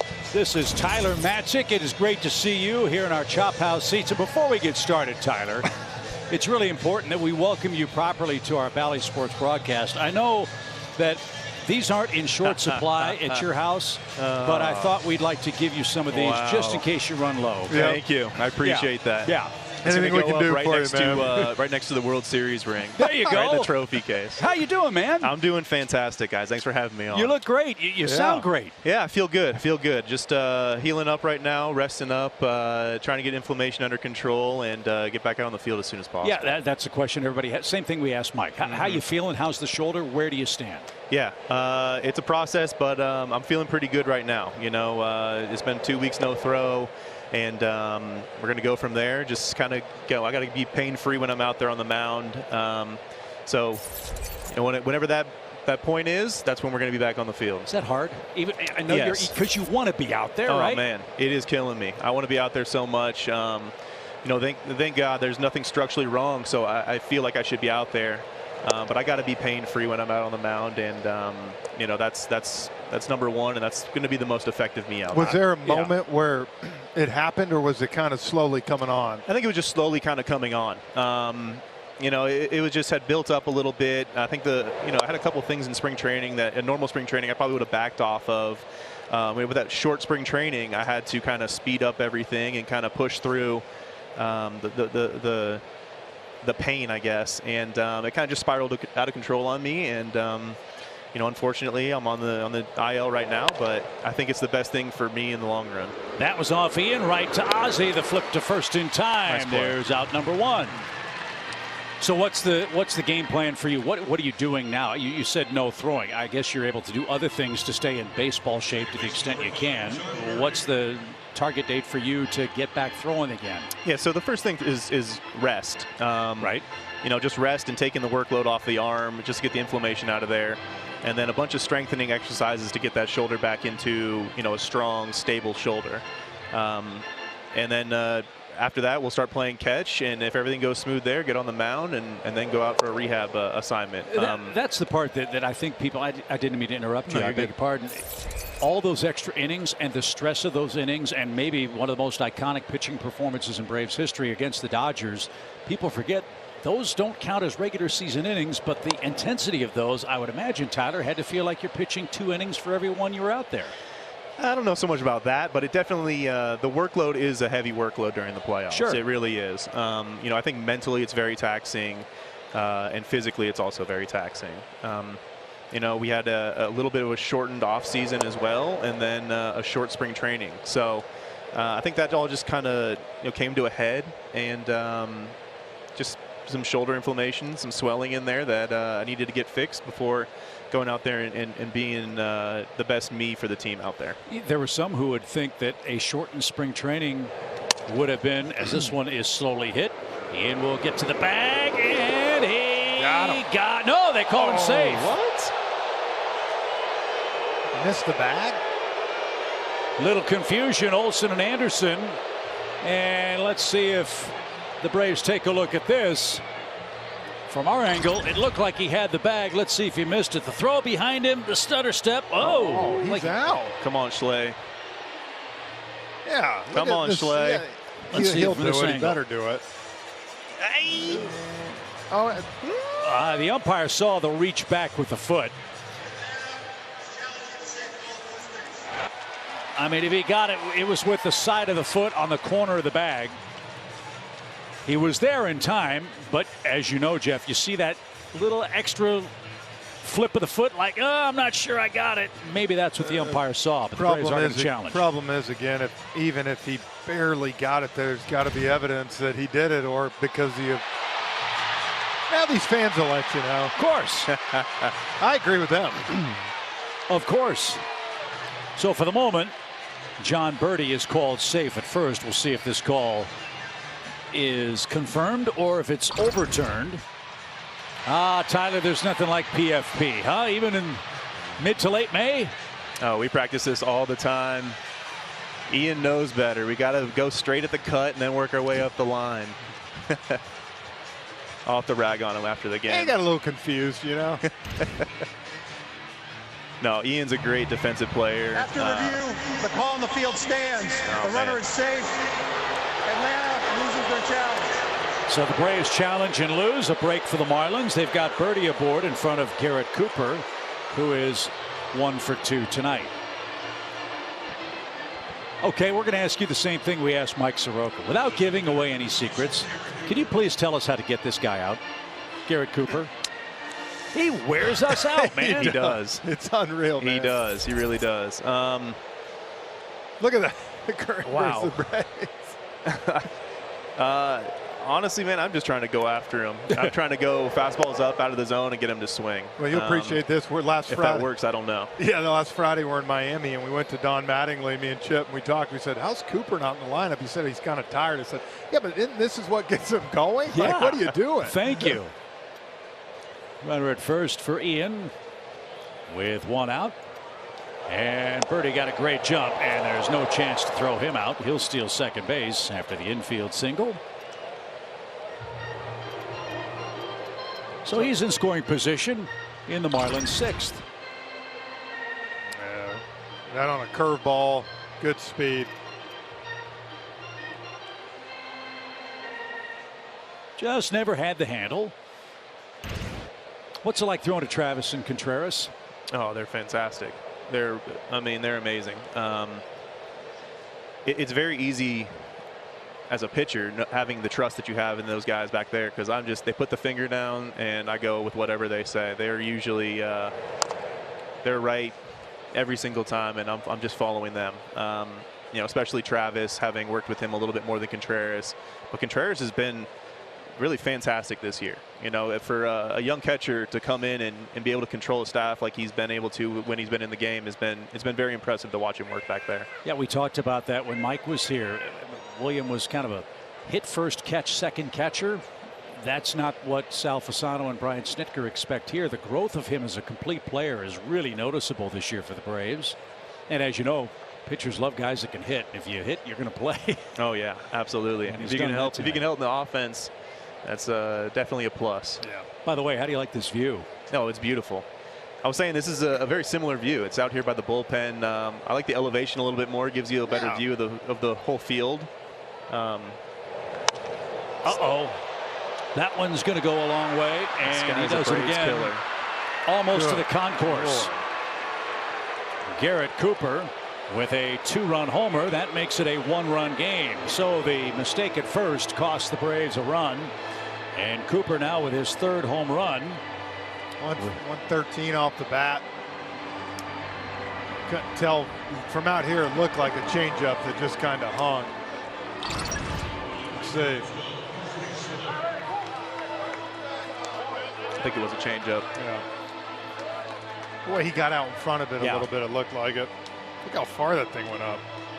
That's a strong man. Well, it's starting to heat up too a little bit. We figure the ball's going to start carrying a little better. So the Braves have a lead. It's now a 1-run lead. And Jorge Soler swings and misses. Well, what a lift this guy gave our ball club last year, Tyler. What obviously a World Series for the ages and a great teammate too. Is it hard facing guys like that were so much a part of what you did last year, but playing for a new team almost right out of the gate? Yeah, of course. You know, you get to know the guy in the clubhouse. He gets to become your friend, and it's weird seeing him on the other side in a different jersey. But you know, when the lights come on, that's kind of just you go back to business. I'm going out there to get the guy out. You kind of have to take emotions out of it and do your job and go get the guy out. But yeah, it's always weird seeing a friendly face on the other side.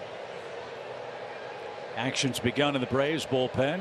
Jackson Stevens is up and throwing, and that's fouled away. There's one real weird statistical anomaly for Ian Anderson. First 2 trips through the order, opponents hitting 200. 3rd time through, 343. So that 3rd look for opponents, at least so far this year, is a problem for Ian Anderson. He's beginning his 3rd trip here in the 6th inning with Soler in the box with a 2-2 count. I think what we forget with Anderson a lot is how young he really is. What he's doing out there. He just has a very veteran presence, but he is doing exceptionally well for his age. And I think that as he matures, he's going to develop that curveball a little bit better. And I would imagine that 3rd time through the lineup, he's going to be even better in the next few years. I mean, I think he's already improved it this year to last year. I could be wrong, but you know, he's going deeper into games. He's working pitch counts a lot better, and he's just you know, he's developing as a true number 1. I see him could be a true number 1 in the future. He's become a lot more efficient. Yeah, I'll say very that. much so. First inning, last couple of years, 30 pitches, 32, and now you know, getting a lot better with being able to go, like you said, deeper in the game. And it's an interesting perspective you offer, because now you're a relief pitcher in the major leagues. Braves fans may not remember. They still, I think, hold it against you to a certain degree, Tyler. Your first big league win came against the Braves way back when as a member of the Colorado Rockies. Yep. 2014. Did you enjoy starting pitching, and do you miss starting? Yeah, I enjoyed it. I didn't like the anxiety that led up to it. But once I got out there, you know, I really enjoyed it. It was, you know, when you're in the bullpen, you're kind of playing checkers. You're going out there, you're going to throw your best stuff at all times. When you're starting, you're truly playing chess. You're trying to think through, how am I going to attack this guy the first time, the second time, the third time? And you're trying to, it's just a different style of pitching. You know, I think that I line up a little bit better with that bullpen style of pitching. But I do miss the competitive side of, you know, facing a guy 2 or 3 times in a night, and having to work your way through a night. Joey Wendell's the hitter with a man aboard. Rick Kranitz with a quick visit. Wendell is 0 for 2. He's back after a hamstring problem that sidelined him on May the 11th. This guy's a good player. Old school, no gloves. Came over from Tampa Bay. And some just good versatile player down there. He's able to play everywhere and puts good ABs together. So we have a lot of time in the bullpen, and we talk about sometimes who your favorite player that's not on the Braves. And this is Luke Jackson's favorite player that's not on the Braves. Yeah, he absolutely loves him. I think he's got a thing for guys who don't wear batting gloves. And well, that's because he never wears them. That's exactly. Oh, we wouldn't want to see him wearing batting gloves and trying to swing. That's for sure. Really? No. No. Be ugly. It'd be ugly. He's got an ugly pitching delivery. How is he going to have a good swing? Okay, he says he used to swing really well. I gotta agree with you on that. Luke, that's Tyler and Jeff for the record that are saying that about it works, and good for him. Oh, that's great. 1-2 pitch, and Wendell didn't get that. He strikes out. Big out number 2 here in the 6th inning. Wendell is 0 for 3, and Aguilar is coming up. Got a chance to meet your dad last World Series. Yeah? Yeah, hung out with him for a few minutes, and nice. it was cool, man, seeing how excited he was just for you and everything you've gone through. Yeah. So I'm sure they had a blast here for the World Series. Oh, yeah. I mean, I think it was as much fun for us as it was for the families. You know, those are the people that have been along the journey with us. You know, the ups and downs of baseball, and the shoulders we cry on, and it was great to just be able to celebrate with them. 1 ball, no strikes. We're visiting with Tyler Matzik, who joins us here in the 6th inning. Braves lead 3-2. Riley hit a home run, part of a 3-run Braves outburst in the 5th. Garrett Cooper a 2-run homer to cut the lead to 1. There's no more beautiful park in baseball than Truist Park tonight. The pitch is hammered down the line and into the seats. Foul. A fan from Hialeah, Florida made that catch.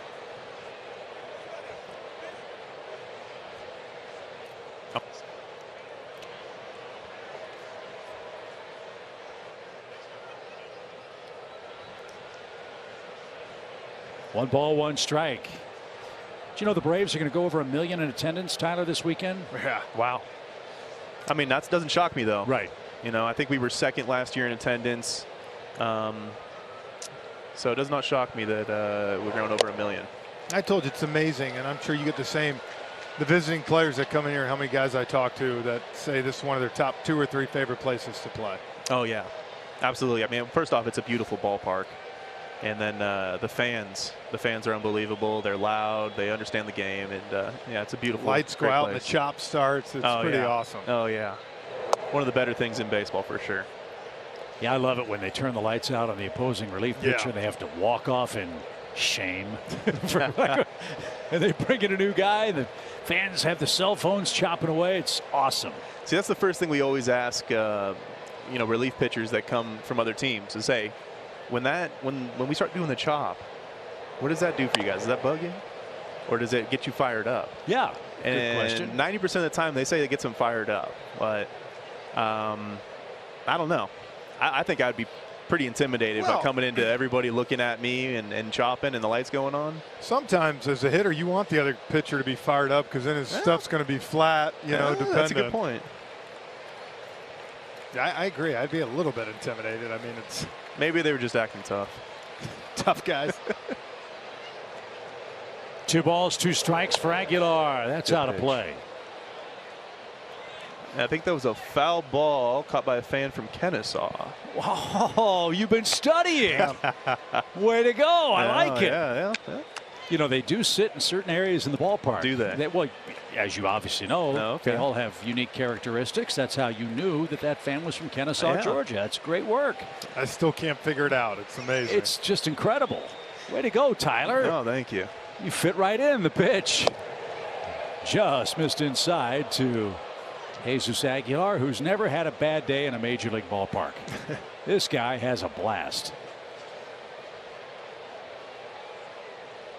And a big strike zone. Let's see if Ian can get through 6 with this lead. He's thrown 98 pitches.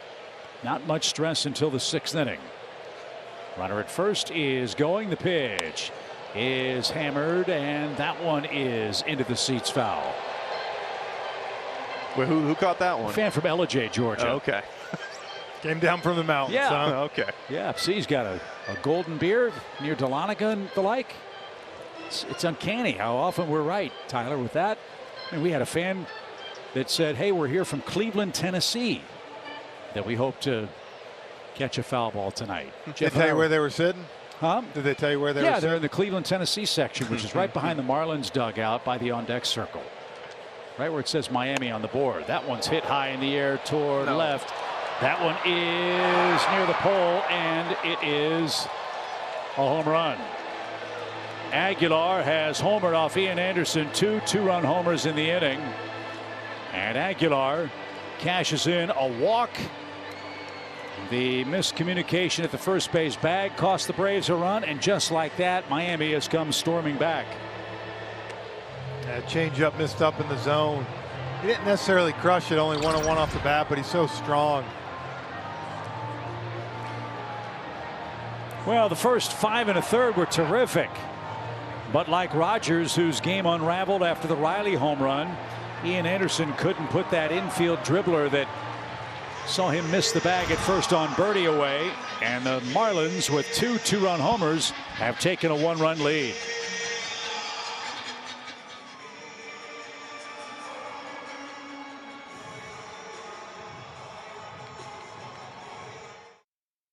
Losing this one 4-3, but we got a lot of game left. You know what's important in a baseball game?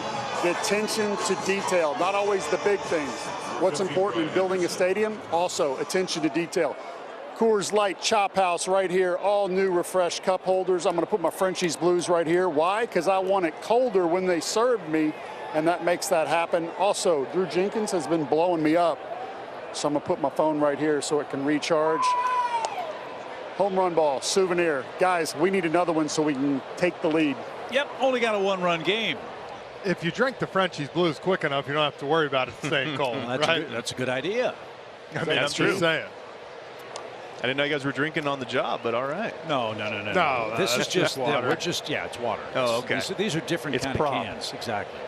How about this guy, Tyler? What a story. Pitching in the Mexican Independent League, and here he is in the show. Yeah, he went down to Venezuela and was pitching for our bullpen catchers team down there, and that's kind of who scouted him and told him, hey, told the Braves, I got a great pitcher to sign, Jackson Stevens, and here he is back in the show with unbelievable stuff and absolutely dominating. Yeah, Jose Yepes, the Braves bullpen catcher, is a general manager in the Venezuelan Winter Leagues, and that is one of the great stories of our sport. If you're good, as globalized as baseball has become and is, somebody's going to find you and give you a shot. And Jackson Stevens is making the most of this opportunity with the Braves. He has pitched in the big leagues before, but he's been a very important man in the bullpen, averaging almost 2 innings per relief outing. And the Braves have to come back down 4-3 now, and Stevens takes care of Anderson, who smashes his bat in frustration. But two-run homers for the Marlins in the 6th puts them in front. 4-3 Miami. A crazy 5th and 6th inning here in Atlanta.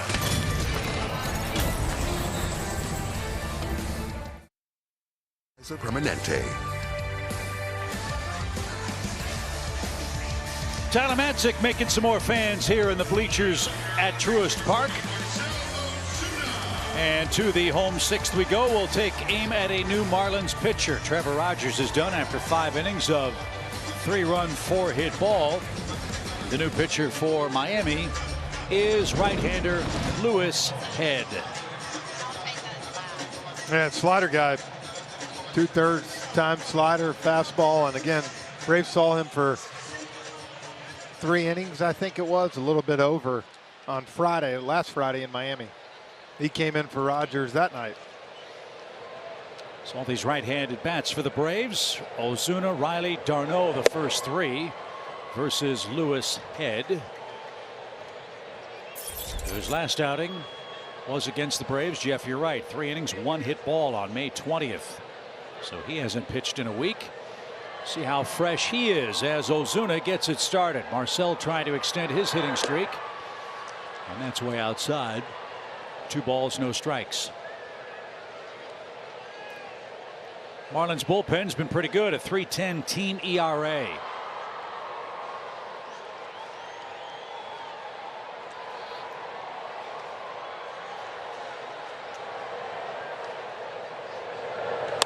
Swing and a shot hit toward left.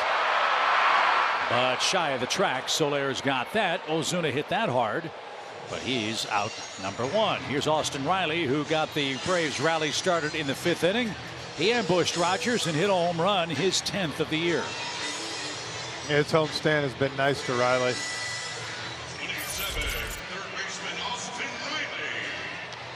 Got a couple 2-hit games to start there versus the Phillies, and now the power's back. How about this guy, Tyler?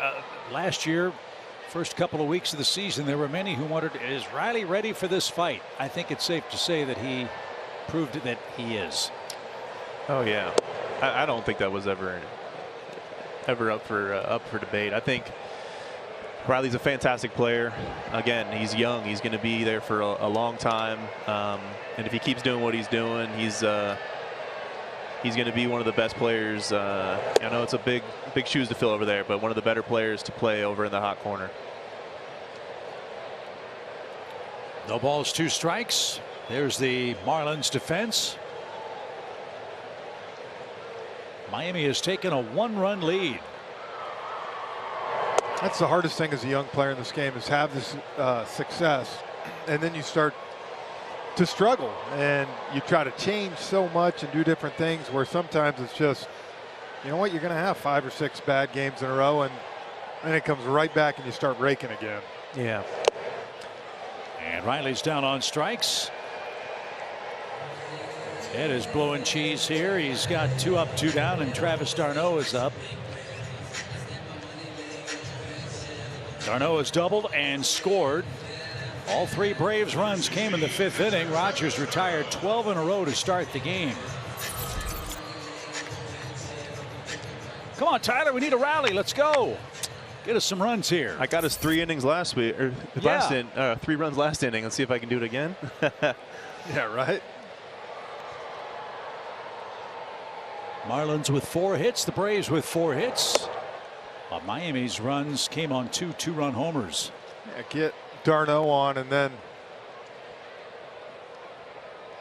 you can get Olsen up to hit a ball off out to here to the Coors Light Chophouse. Ooh, that'd be awesome.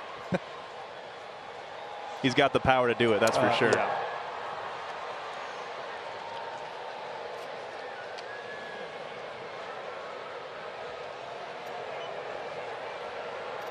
Sixth inning, 4-3 Miami.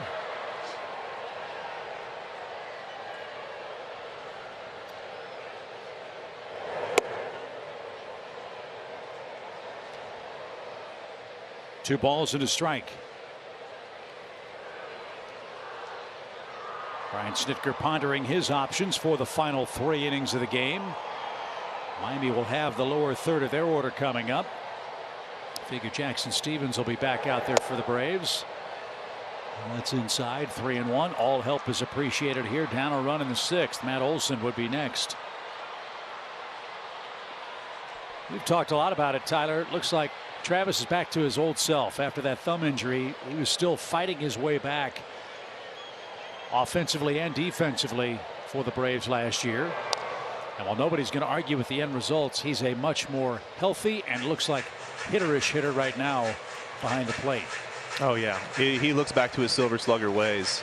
You know, after he broke his thumb or hurt his thumb last year, he was in a rush just to get back to be a defensive catcher and help the pitching staff, which he did that, and I mean, obviously it worked out for us, but after having an off season where he could get to his swing, he was able to. Lewis had an impressive 1-2-3 6th inning. Peter Moylan will join us in the Chophouse seats when we come right back.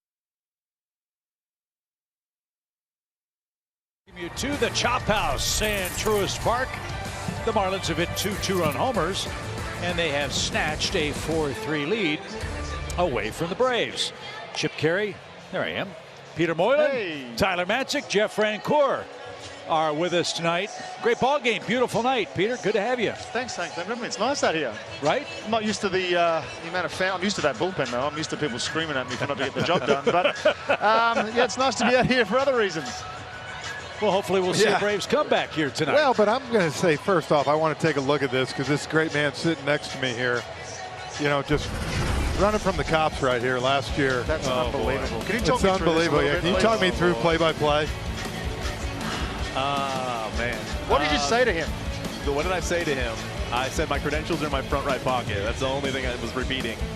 Yeah, I got off. The fans looked like they were having such a good time, and I wanted to go and join the fans and you know, give some love to the people that had backed us the whole time. And so great. Got off the bus, and the officer thought I was a fan that had jumped over the barricade and was trying to interrupt the parade. So he was just doing his job, trying to keep everybody safe. And they gave us one rule: don't get off the bus. And I know. How many Frenchies Blues did you have? That was like hour 6, so you can guess. Well, they were well deserved for sure.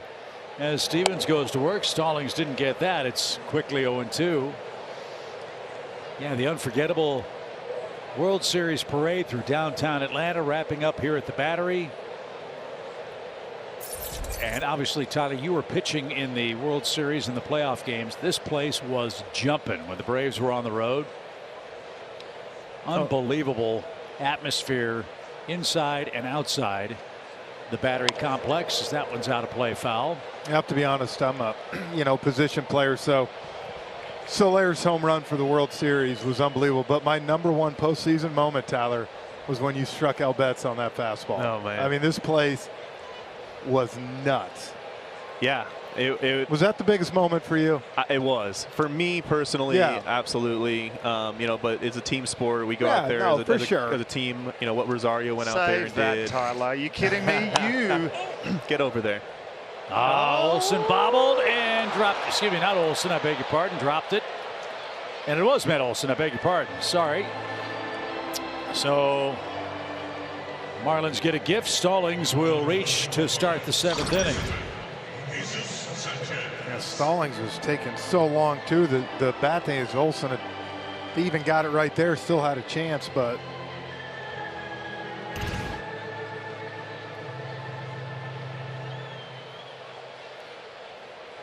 so a gift base runner here in the 7th. Sanchez will be the batter. He's 0 for 2.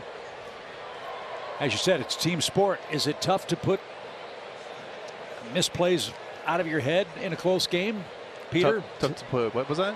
Is it tough to put misplays out of your head in a close game? You throw the ball, you can't control it after that, right? Yeah, that's one of those plays where I don't know if it was spinning weird or something like that. It looked like it was maybe, I don't know, just took a weird hop. But Olsen he's a solid defender over there. I mean, the guy's got gold on his glove for a reason. It's just uncharacteristic of him, and I don't know. That was might have been just a weird play. Jesus Sanchez digs in, man aboard, and was late. Part of the fun that I have coming in as a reliever is when you get a chance to leave somebody else's runs on base. Just like when something like that happens, you take pride in knowing that you can pick him up and say, you know what, don't worry about it, I got you. We'll get through this unscathed, because he's going to pick you up at some point in the year. 4-3 Miami, 7th inning of game 1 of the weekend series. Braves have done a good job on Sanchez head-to-head this year, and that's where they've gone to get him. And Jesus is retired. Stevens has his 2nd strikeout. There's one step toward picking him up, Peter. I've been so impressed with Stevens since he's come here. He's taken full advantage of this opportunity, and it's unbelievable to watch, honestly. You talk about a story. I mean, the guy gets called up, and no offense, you're a body for a few days and an arm. And luckily for him, how the numbers, just kind of spared out. He was here for a while, and now, look, Snit's one of his go-to guys right now in the pen in these type situations. Just happy for a guy like that he gets that opportunity and takes advantage. Yeah. Well, he's a double play ball away from getting out of the inning. That one's popped up. Shallow right. Demerit is in. And Stevens gets the 2nd out. And 2 are out in the inning. Runner at first. We're going to keep it here for the stretch. It's presented by Synovus. Who better to talk about how good this Braves bullpen has been than a member of the night shift, Tyler Matzik and Peter Moylan, who will help us break down what this Braves relief corps is doing and has done so far in 2022. And we can't wait until Tyler gets back and back in the bullpen rotation. We'll talk about that too in just a moment. Can I eat my nachos, or do y'all need me for the stretch? I think you and I are going to eat nachos. They can Surprised you're not going to be stretching after eating those nachos and crushing those things over here. Tyler, I have one piece of advice. Keep your hands and feet away. It's like a beaver going after a birch tree over there. Got to load up, man. For what? Yeah, just golf, kids. Carbo load for golf. Yeah, that's what I'm saying. It's a very stressful position, as you can tell. As John Birdie bats, key play in the game took place with Birdie in the 6th inning. If you're carb loading for golf, that means you're probably taking a lot of swings, right? Yeah, no. That's not the point of golf, right? Well, we got a day game tomorrow too, so I'm carb loading for that. Okay. 4:10. It's right in the middle of the day. Yeah, I got you. And you're welcome to join us tomorrow if you want, Tyler. If you want to come upstairs, got a full buffet up at the beautiful press box with Doug Lehman, our press box attendant. On the ground, Ozzy's got that. Peg to first. Great job by Stevens on a bang-bang play. He picks up Matt Olson, and the Marlins are done in the 7th, but lead it 4-3. The Stretch is brought to you by Synovus, the bank that helps you get there.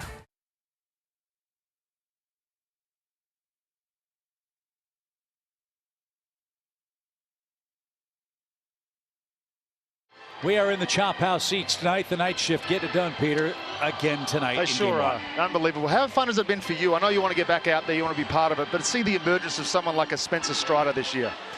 Yeah, there's been some, guys that have come out of nowhere. Spencer Strider, I don't know if he's come out of nowhere. Jackson Stevens has gone out and come and helped us immensely. And, yeah, it's been just fantastic to watch these guys work. It's very impressive. Spencer is he's a heck of a talent, that's for dang sure. Yeah. And, he's got unbelievable stuff, and he's got a great head on his shoulders. Must be nice to be able to draw from the knowledge of someone like Kenley Jansen out there. I mean, you pick up a closer like that after the experience that he's had. How's that make you feel? Oh yeah, he's the definition of a professional.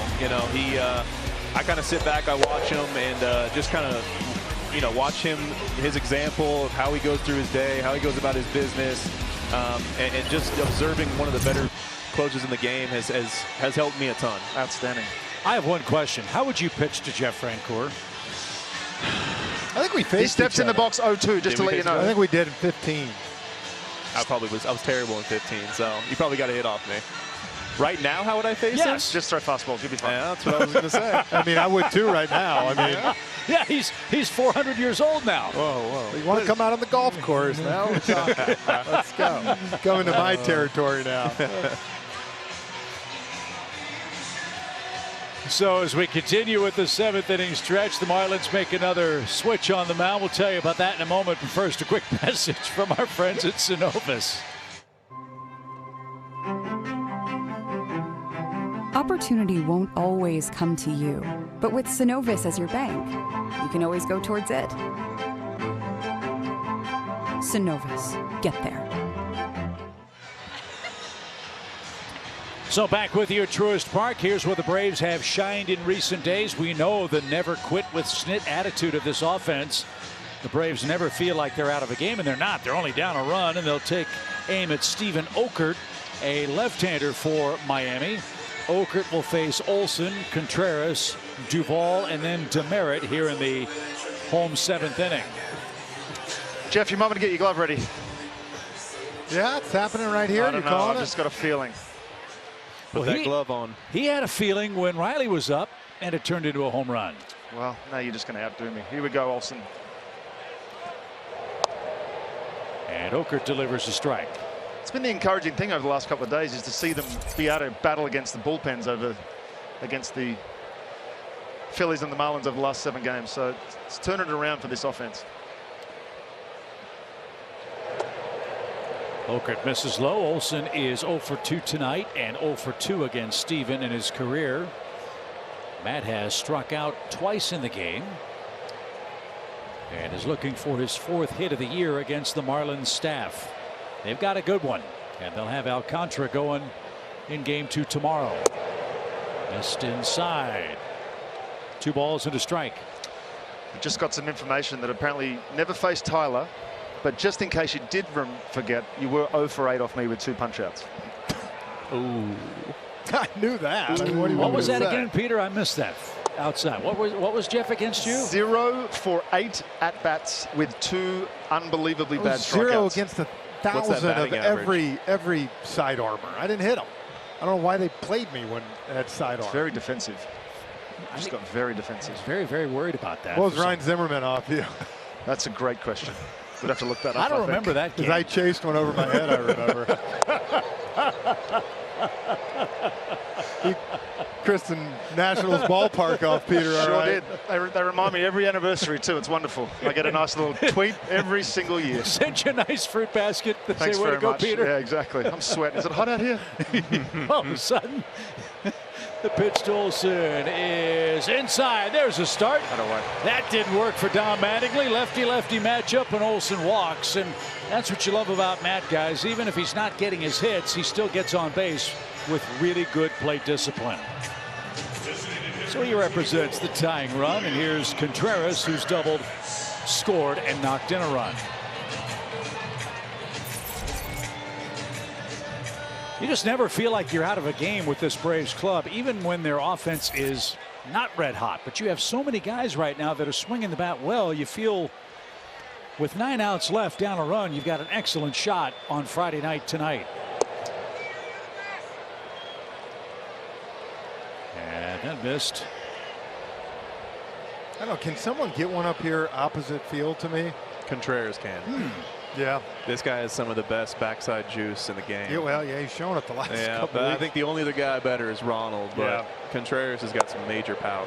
You know, that was an interesting shot that our director Mike Miller just put on the air. Ronald Acuna Jr. grabbed the bat and the helmet and was walking down to the end of the dugout. I wonder if he might come up and pinch I guarantee hit. you the right moment in this type game, yeah. Why won't you? Well, and that's different to the last Correct. few games too. He's been sitting there in basically his undershirt not ready to play. So I think they've told him that he won't be available that night. And I would think he's moving along, progressing. I mean, if you knew it was going to be 10 days, he's going on the IL, and then you're bringing another body up. So I would assume that it's a real possibility to see him pinch hit tonight. Which is a departure from the way the Braves have handled Ronald this year. And the thinking behind that was, if Ronald is not able to start the game because of an injury, he's sitting cold for 2.5 hours. Do you want to put him in the heat of battle in a potentially game-changing situation? Well, from the looks of Ronald now, he might be getting ready. I always thought if you had back issues or something like that, it's a little different. We have such a great medical staff as well that is going to keep him warm, keep him fresh, keep him ready to get on the field. You know, I've been able to work with them, you know, this last couple of weeks, and it's amazing the work that those guys do, putting in the long hours to keep everybody on the field. It's very impressive. Yeah, you don't want to work with them, but if you have to. You don't, but when you have to, you know that you're in good hands. Sharply hit, but caught at third, and back to first is Olsen. Contreras, tough luck, lines out for out number 1, and Adam Duvall is the hitter. Adam is 0 for 2. This might surprise you, Tyler, but I actually spent a bit of time with medical staffs myself, and I can tell you that this Brave staff's really, really good. Yeah, they are. They're very good.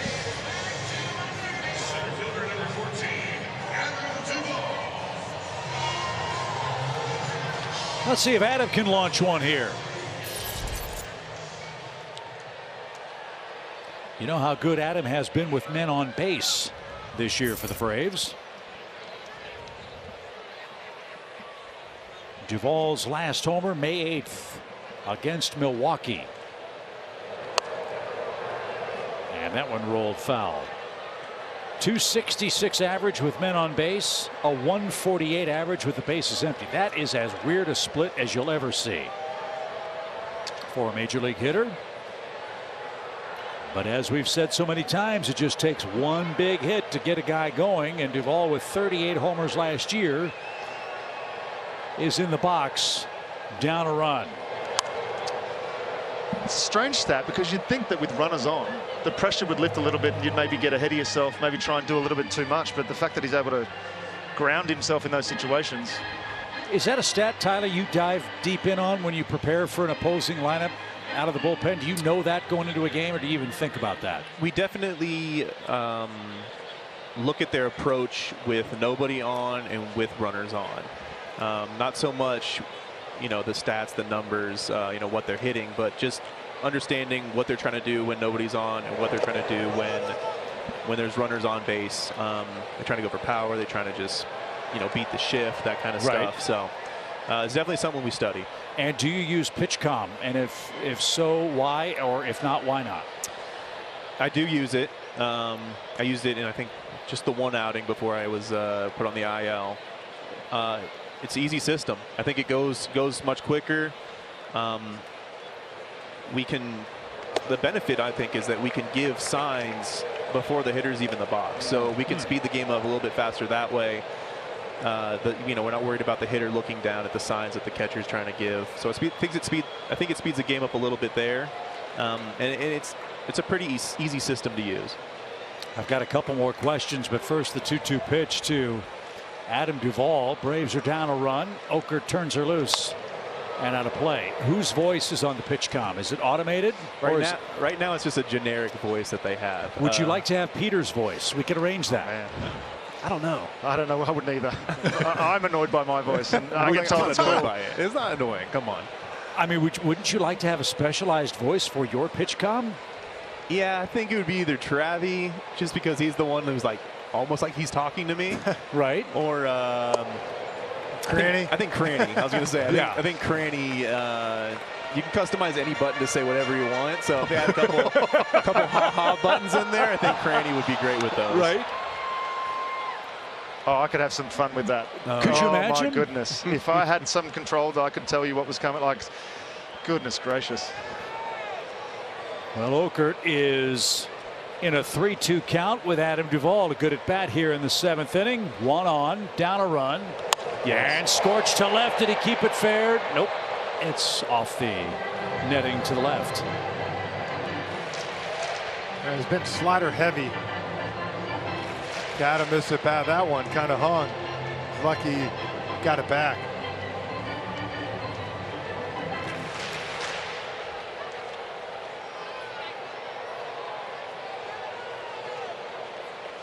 Okerte, former Giant, delivers.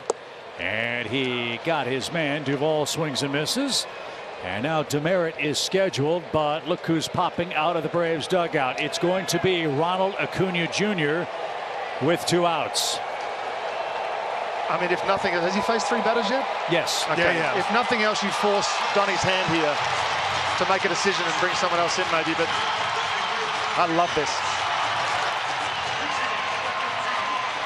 Yeah, look, when you have a guy like Ronald up, I hate to say it, matchups don't even matter. You just put him up there because you feel he gives you the best shot to gap one and tie the game, or even send one out to take the lead. And if you get a runner on, or 2 runners on, you might have a chance to get Acuna up for a second time. He has Anthony Bass, does Don Mattingly, up and warming. And it looks like it's going to be Bass versus Acuna. The Braves have the tying run on. 1 out in the 7th. Good ball game. 4-3, Miami in front. Local Ford dealer. Delta Airlines. Keep climbing. And by Truist. When you start with care, you get a different kind of bank. Hey, there's our vantage point. That's what we were talking about earlier. Look at the electric chop. Lights are out. And the Braves try to come back down a run, and they bring on Ronald Acuna Jr. versus Anthony Bass.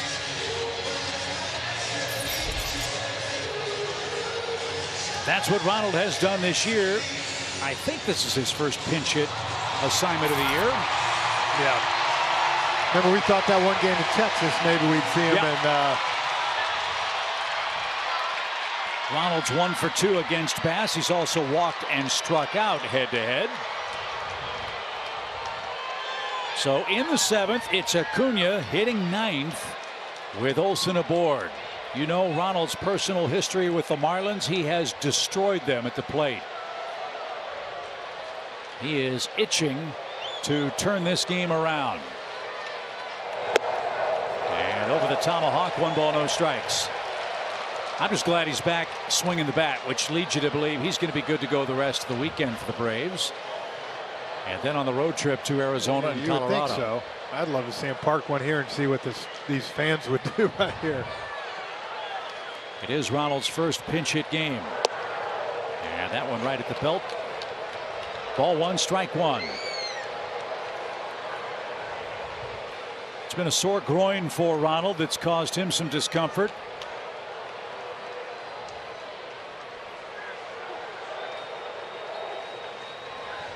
He's 2 for 8 with 3 RBIs and didn't get that. He's also had a quad strain, which has been problematic too. And a 29 game on base streak. He'd like to start another streak here for Atlanta, but he's down to his last strike versus Anthony Bass in the 7th.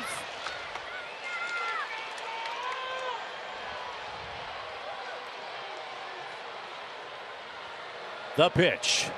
Smoked into left. That ball is fair. In the corner. Streaking toward third. Wash is going to wave his man. Ronald Acuna with a pinch hit double. Olsen scores and new life for Atlanta. It's a 4-4 game. Unbelievable. Well, the pitch before that, Bass might have thrown the best slider he's ever thrown. And got him off the plate. He tried to double it up right here. And he backed up on it. That's what we do. That's what it's just you want to throw one that's so much better than the one you just threw. 9 times out of 10 you end up backing it up just like that. Not you, Tyler, just the rest of us, humans. We've all done it, We've all done it. Now, if you back it up too much, then that's the good pitch. Greatest pitch in baseball. Best pitch in baseball. If you guys could bottle that, you'd all be in Cooperstown. Yeah. So the strategy backfires for the Marlins. Acuna with a pinch hit double ties the game, and now we go back to the top. And Dansby Swanson, who is 0 for 2, Jeff, with a walk. Well, this is where you love Dansby's approach right here, what he's been doing in this situation with Birdie all the way over there. Yeah. He's got this whole side over here, and with Ronald's speed, you poke it through there, you take the lead. And then you turn it over to the night shift for the 8th inning. So my question is, Frenchie, they know what he's been doing the last few games, his approach, what he's trying to change everything up. They're still playing this shift, so they obviously think the tendencies are, or they're going to pitch him a certain way. You know what's interesting, though, is the Phillies did not play the shift on him the last 2 nights. Right. They had Segura over on second base, so the Marlins are sticking with whatever they've done, but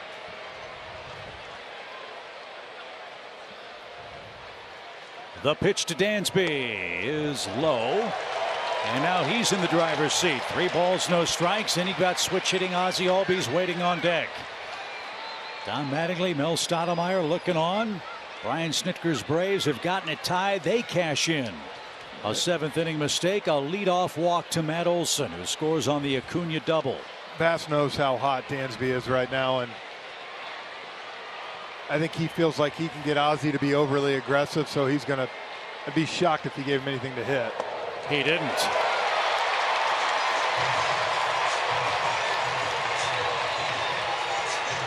So first and second, 1 in, 2 outs, and if ever there was a time for Ozzie to come up with a big hit, this would be it.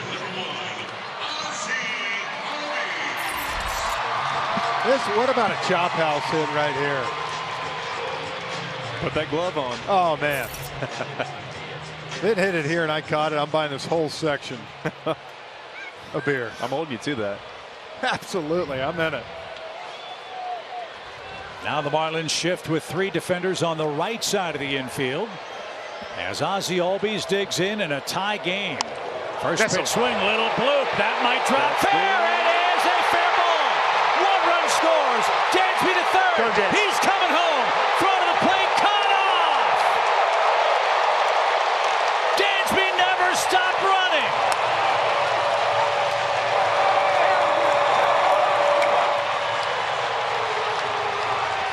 Wasn't quite the Chophouse, but it was a jam job double for 2 RBIs. And I love Dan. I think Soler thought Dansby was going to stop at third. Wash actually was holding him. And Dansby just said, you know what? I'm running too fast, I'm going. Well, Dansby took a page out of Ronald's base running book. Watch right here. There was nothing that was going to stop him. And the Braves respond with a huge 7th inning, 3 runs across. And the Braves have the lead back, and this place is jumping tonight. Frenchie, we saw this team do this so many times at the back end of last year, come up against the relievers, their best relievers, and score some runs. Well, and that's what we saw the walk-off against the Phillies the other night. Yeah. You just, the first 5-6 weeks, and Tyler, you're there, you come off a World Series like that, and you know, people always say the World Series hangover this, but you're seeing the edge this team had last year. They're getting it back now, and it's one of those things that offensively it's contagious. One guy starts doing it and the rest of the line goes. It's fun, man. Tyler, you guys in the locker room, are you circle the dates on the calendar, guys? You know, when you look at a game here, a play there, and you say, wow, that's when our season got going, or do you just look at the end result? I think we just look at the end result. You know, we want to go out there every single day and win every single game. You know, a game is just as important now as it will be in September. So we're going out there and we're trying to win every single game. I think that what we're showing on the field, this is the Braves. You know, I think we were a little bit had like a World Series hangover, but these are the games. These are how guys have been playing their whole careers, and it's starting to come out now. Guys are getting hot. You know, starting to feel good, and you know, I think the sky's the limit for the team. And then, you know, you add in the atmosphere here at Truist Park and these fans. I mean, how can you not get up for playing, you know, every night in this place? 2 balls and a strike for Marcell Ozuna. The Braves with 3 runs in the 7th inning.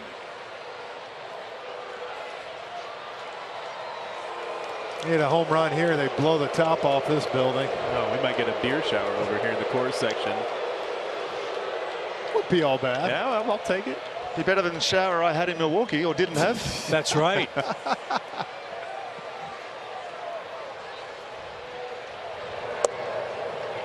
Late called strike. It's 2-2. It's funny how it happens. Peter Moylan and Tyler Matzik show up and good things happen. The Braves have scored 3 times in the 7th inning. There they are. Look at them beaming. I'm just sitting next to greatness. Thank you, Peter. Yes. 2 balls, 2 strikes. Braves lead it 6-4.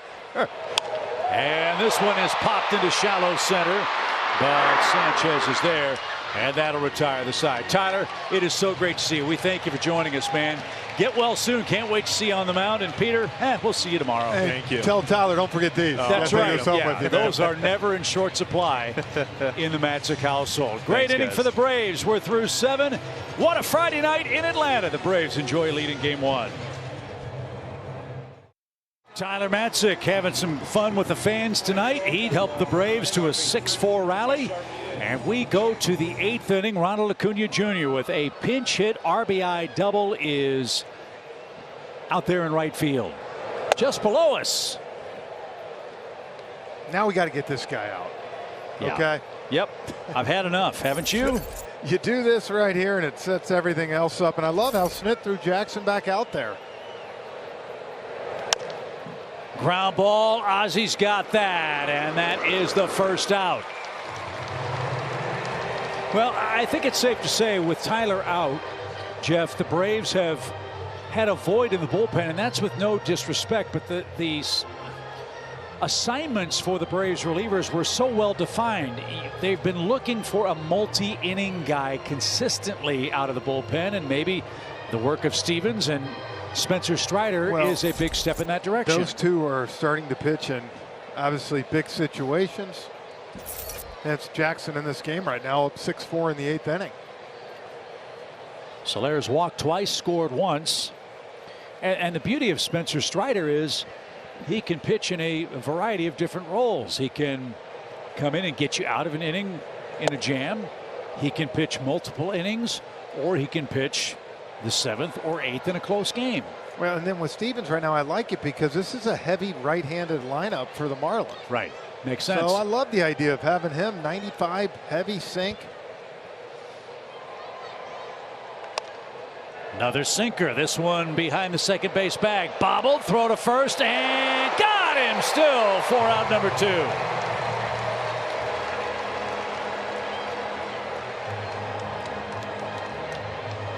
Well, he hung with it.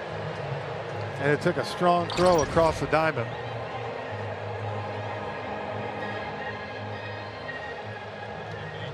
Look at that good stretch by Matt.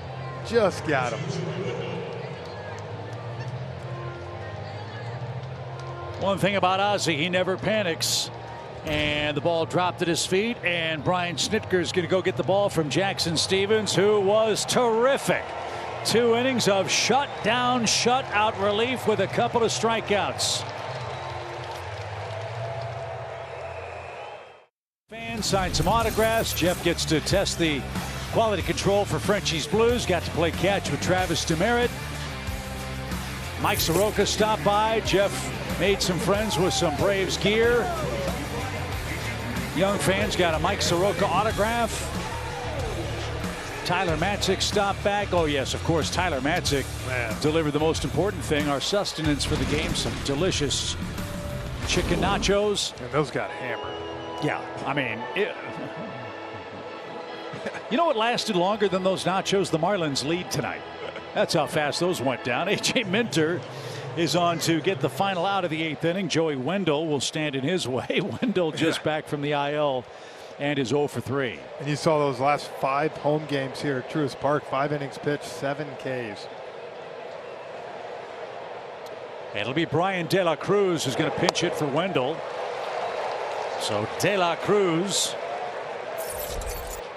comes up in the 8th inning with the bases empty. By the way, as much as we've enjoyed our experience out in the bleachers, the fans at the Chophouse, the staff at the Chophouse, so friendly, so helpful, so accommodating for us. We cannot say enough about our fantastic Bally Sports crew. This is a labor of love for us, but for them, this is a really big undertaking to get our broadcast facility set up here in the bleachers. And our special thanks to Brandon Culpepper, Mike Miller, Gretchen Caney, Val Burrell, our wonderful stage manager, and so many on the crew for a wonderful setup for us and a real fun night. And hopefully we'll get to do it again, not just from here, Jeff, but maybe some other spots in the ballpark if the opportunity arises. Yeah, I like that idea. Why not? So thanks, guys and gals. Great job. And hopefully Atlanta can get 4 more outs and polish off the Marlins before the fireworks come in a 6-4 game. 1-2 for De La Cruz from Minter. And the pitch. Struck him out at the knees. Blew him right away. Shutdown inning for Atlanta in the 8th. Let's add on. 6-4 your score. A.J. Minter making Matzik proud. The night shift is on duty tonight. Braves 6, Miami 4.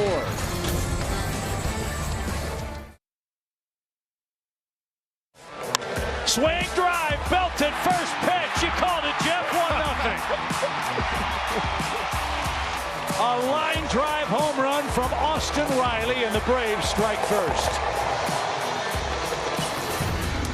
I'm telling you, Jeff, your preparation for this game is absolutely remarkable. That was our Xfinity game break. You called the home run that started the rally, and the Braves haven't looked back tonight. I'll tell you this, if they'd let me drink Frenchie's Blues more during the game, I can do expert analysis. Can't miss. So Don Mattingly goes to the bullpen with Tanner Scott. He's in his 20th game. Braves lead by, that's a terrifying thought, by a 6-4 score. And that's headed right toward us. And a nice running catch by De La Cruz, who stayed in the game. Well, it's good to see Austin hitting the ball the other way after pulling a home run in his second at bat. And that ball was smoked to right field. What a play, though. Look at that. Just over the head. Depending how that ball bounces off the wall with him running so fast. That's a definite double, possible triple. And could you imagine a time in Major League Baseball, and this did happen, where outfielders did not have warning tracks? Yeah, that's crazy to me. It's just amazing to think about. What a wonderful safety feature for professional players to know that wall's coming up quick. One thing you want to do when you go to new places, first thing we always did was go to the outfield, kind of run mostly full speed, see how many steps before you hit the wall. Travis d'Arnaud hits with the bases empty. Yeah, and look, that's part of the home field advantage, right? You can manicure your infield. You can make the cutouts deeper. You can make the warning tracks bigger or smaller. A lot of little tricks of the trade that can make your park more conducive for your club defensively. Braves lead it by 2 runs. Nice pitch from Mr. Scott. And as you'd expect, Kenley Jansen is up in the bullpen for the Braves. He will have the 5, 6, 7 hitters scheduled for Miami. On the ground, right to second. And Birdie's pegged to first is in time. And that's out number 2. Matt Olson is the hitter, but first a message from Delta.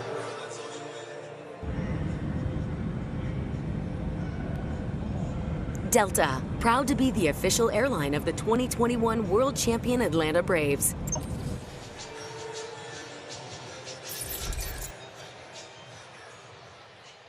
Olson walked and scored in the 3-run Atlanta 7th. The Braves led 3-0. Marlins took the lead in the 6th, 4-3 with a couple of 2-run homers.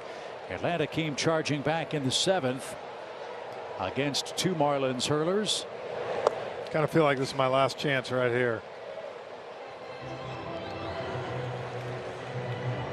Our A-list members of the game are Andy Womack of Atlanta. Andy's been a member since 2017. His favorite perks are the food and beverage credits and the Jim Beam Lounge. That sounds like Jeff's speed. Congratulations to Andy Womack, today's A-list member of the game.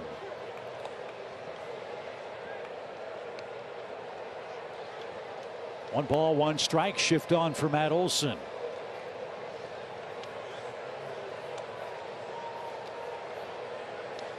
You are just dying for a fly ball, aren't you? Something close. Yeah. You know? Yep. Well, get ready. 1-1 pitch. Oh, that was the pitch. Just missed it. And a ball and 2 strikes.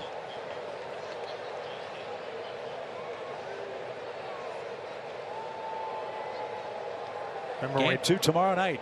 First game we did of this, remember the Tigers, we had 2 or 3 Tigers actually hit balls up here, but none of our own. Yeah. This is a much better outcome. At least to this point. Kenley Jansen's going to come on for the 9th inning. Last I saw, the Mets were winning tonight. Can't see the National League scoreboard. We're beating the Phillies. But the Braves trying to have a big series, and they can sweep them. They could get to 500 before we get to the road trip. So we go to the 9th inning. 3 outs to get. The Braves enjoy a 6-4 lead.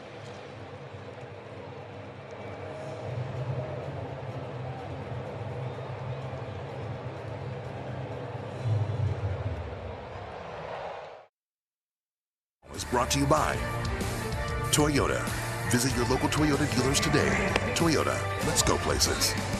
The Georgia Lottery. Today could be the day. And by Synovus, the bank that helps you get there. Well, this has been a great night tonight. All that's missing is the final 3 outs. Braves enjoy a 6-4 lead. They've got Kenley Jansen coming on before a packed house on a Friday night here at Truist Park. And as we get set for the top of the 9th inning, Jeff, let's enjoy a quick message from our great friends at Landmark. Landmark Morrow's Memorial Day sales event. Giant selection, giant savings, giant trade cash this week only. Always the best deal, always. So Kenley is on for Atlanta. He's 10 out of 12 in saves.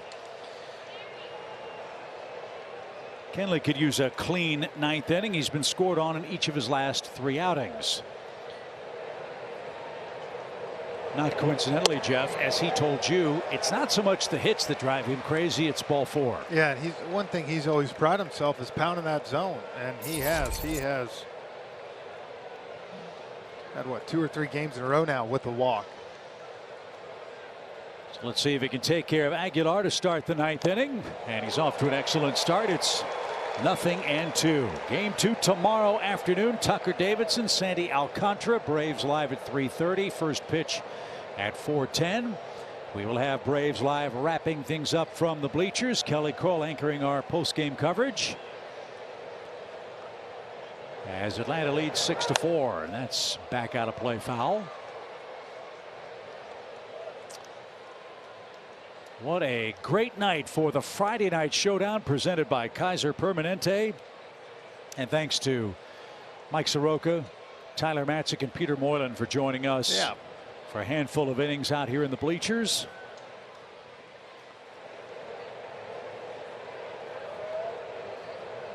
Jansen ready with his 2-strike pitch, and no chase from Aguilar. It's 1-2.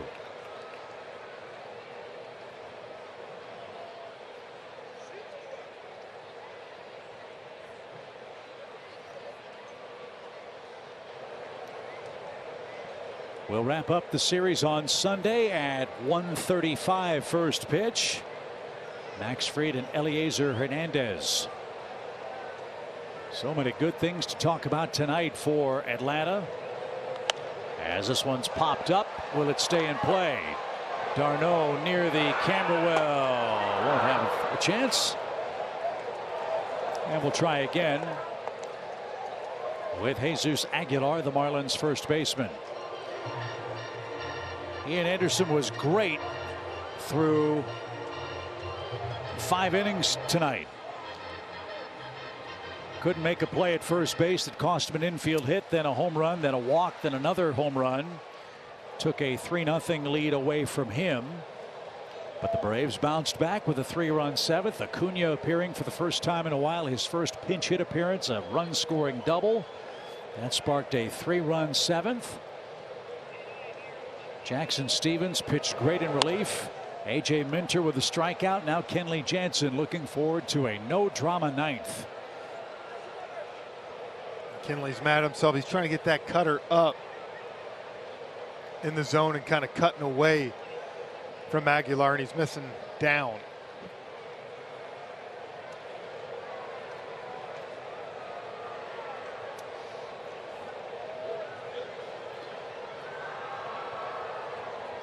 Again, the 1-2 pitch. It's amazing, as hard as guys throw and as strong as big league hitters are, how small the margin of error is for a pitcher between success and an opposing base hit. Well, for him, it's all location for Kenley. You know, like you said, he doesn't have 98, 99. His ball's got a lot of late life to it, and see both those pitches right there down in the zone enough that he's able to foul it off. So his 8th pitch is on the way, and it's smoked towards center. Duvall back near the fence. He's got room. 1 out.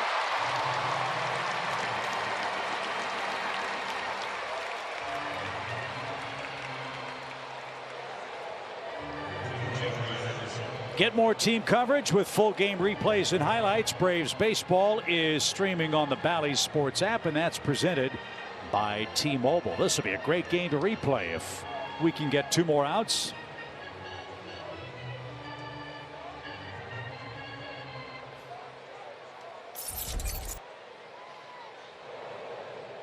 Brian Anderson is the hitter with all the changes to the Marlins roster with Birdie back et al. Anderson's been pushed back to the outfield, and he's 0 for 3 with 2 strikeouts.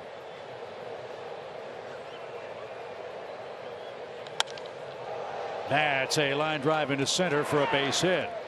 So Miami's not going quietly in the 9th inning. Anderson with a 1-out single, and that'll bring up Jacob Stallings, who's 0 for 3. See location. Yep. Trying to go up. He gets that ball just down enough that he's able to drive it.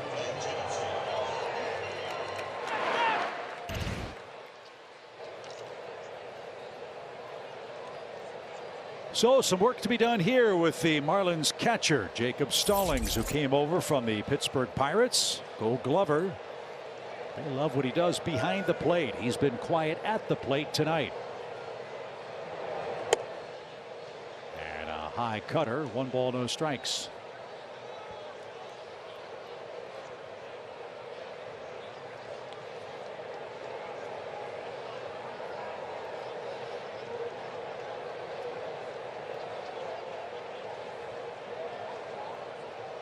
Ballpark was roaring just a few minutes ago. It's gotten a little quiet as the Marlins threaten in the ninth with 1 out.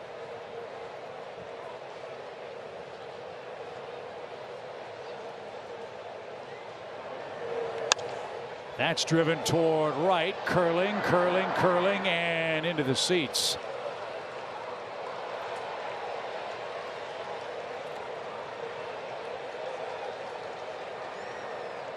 So it's an even count.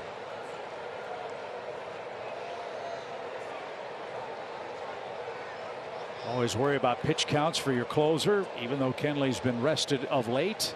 Don't want him throwing a ton of pitches. You'd love him to be available for the rest of this series. He's about to make his 12th pitch, and he missed high. 2-1.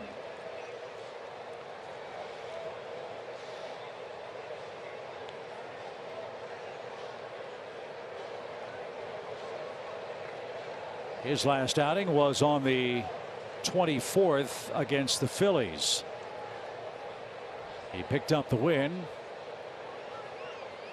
Part of 2 that the Braves got against the Phillies to start the homestand. The pitch is pop foul out of play, and he's a strike away from retiring Stallings now. It's 2-2.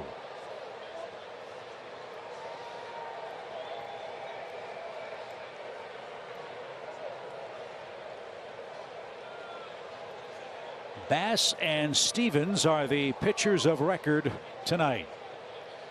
Tough times for the Marlins. They've gone 6-16 in their last 22 games.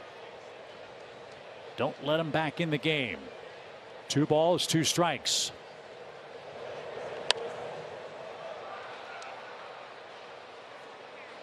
Fouling them off tonight right now. They're fighting them.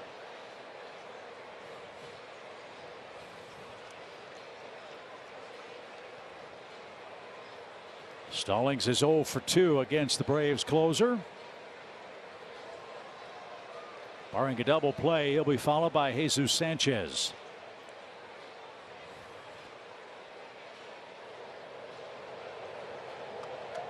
Anderson, good lead at first.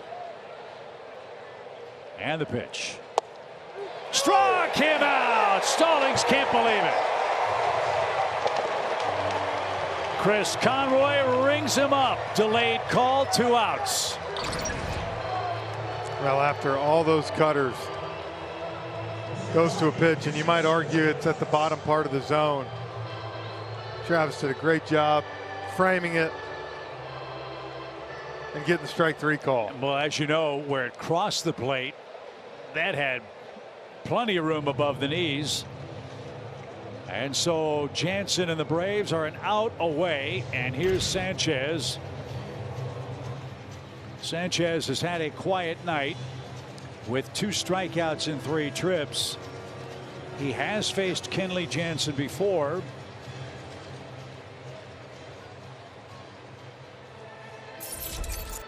And be careful with Jesus Sanchez, who's 1 for 1 against him.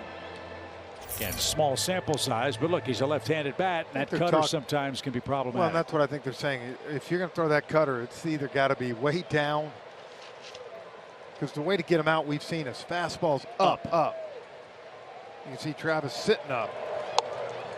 Anderson takes off. The Braves don't challenge that. Defensive indifference will put him at second base. A hit means a run, but that's not the man the Braves are worried about. It's Sanchez in the box representing the 9th inning tying run.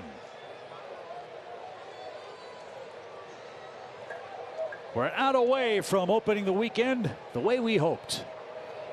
That's in the win column tonight. The pitch. There you go, Jeff. Look at where that pitch was delivered. In on his hands, upper part of the zone, and he couldn't resist. I would expect to see him continue to throw that pitch. Hard stuff. It's tough to take something off and possibly hang one to him and speed him up.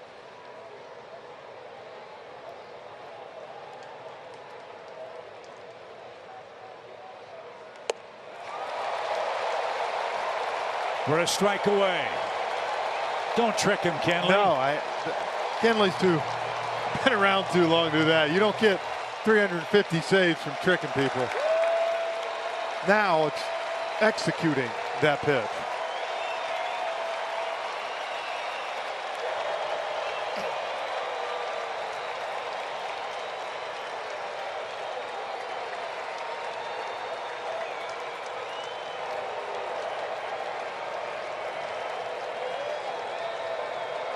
One ball, two strikes.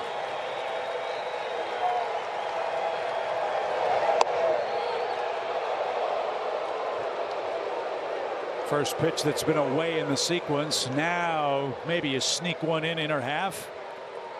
And up. And up.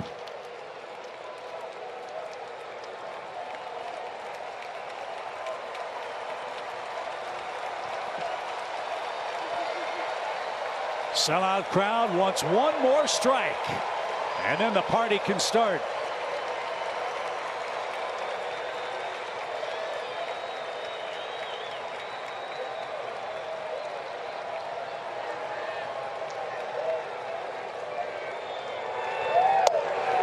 Struck him out. That's your ball game.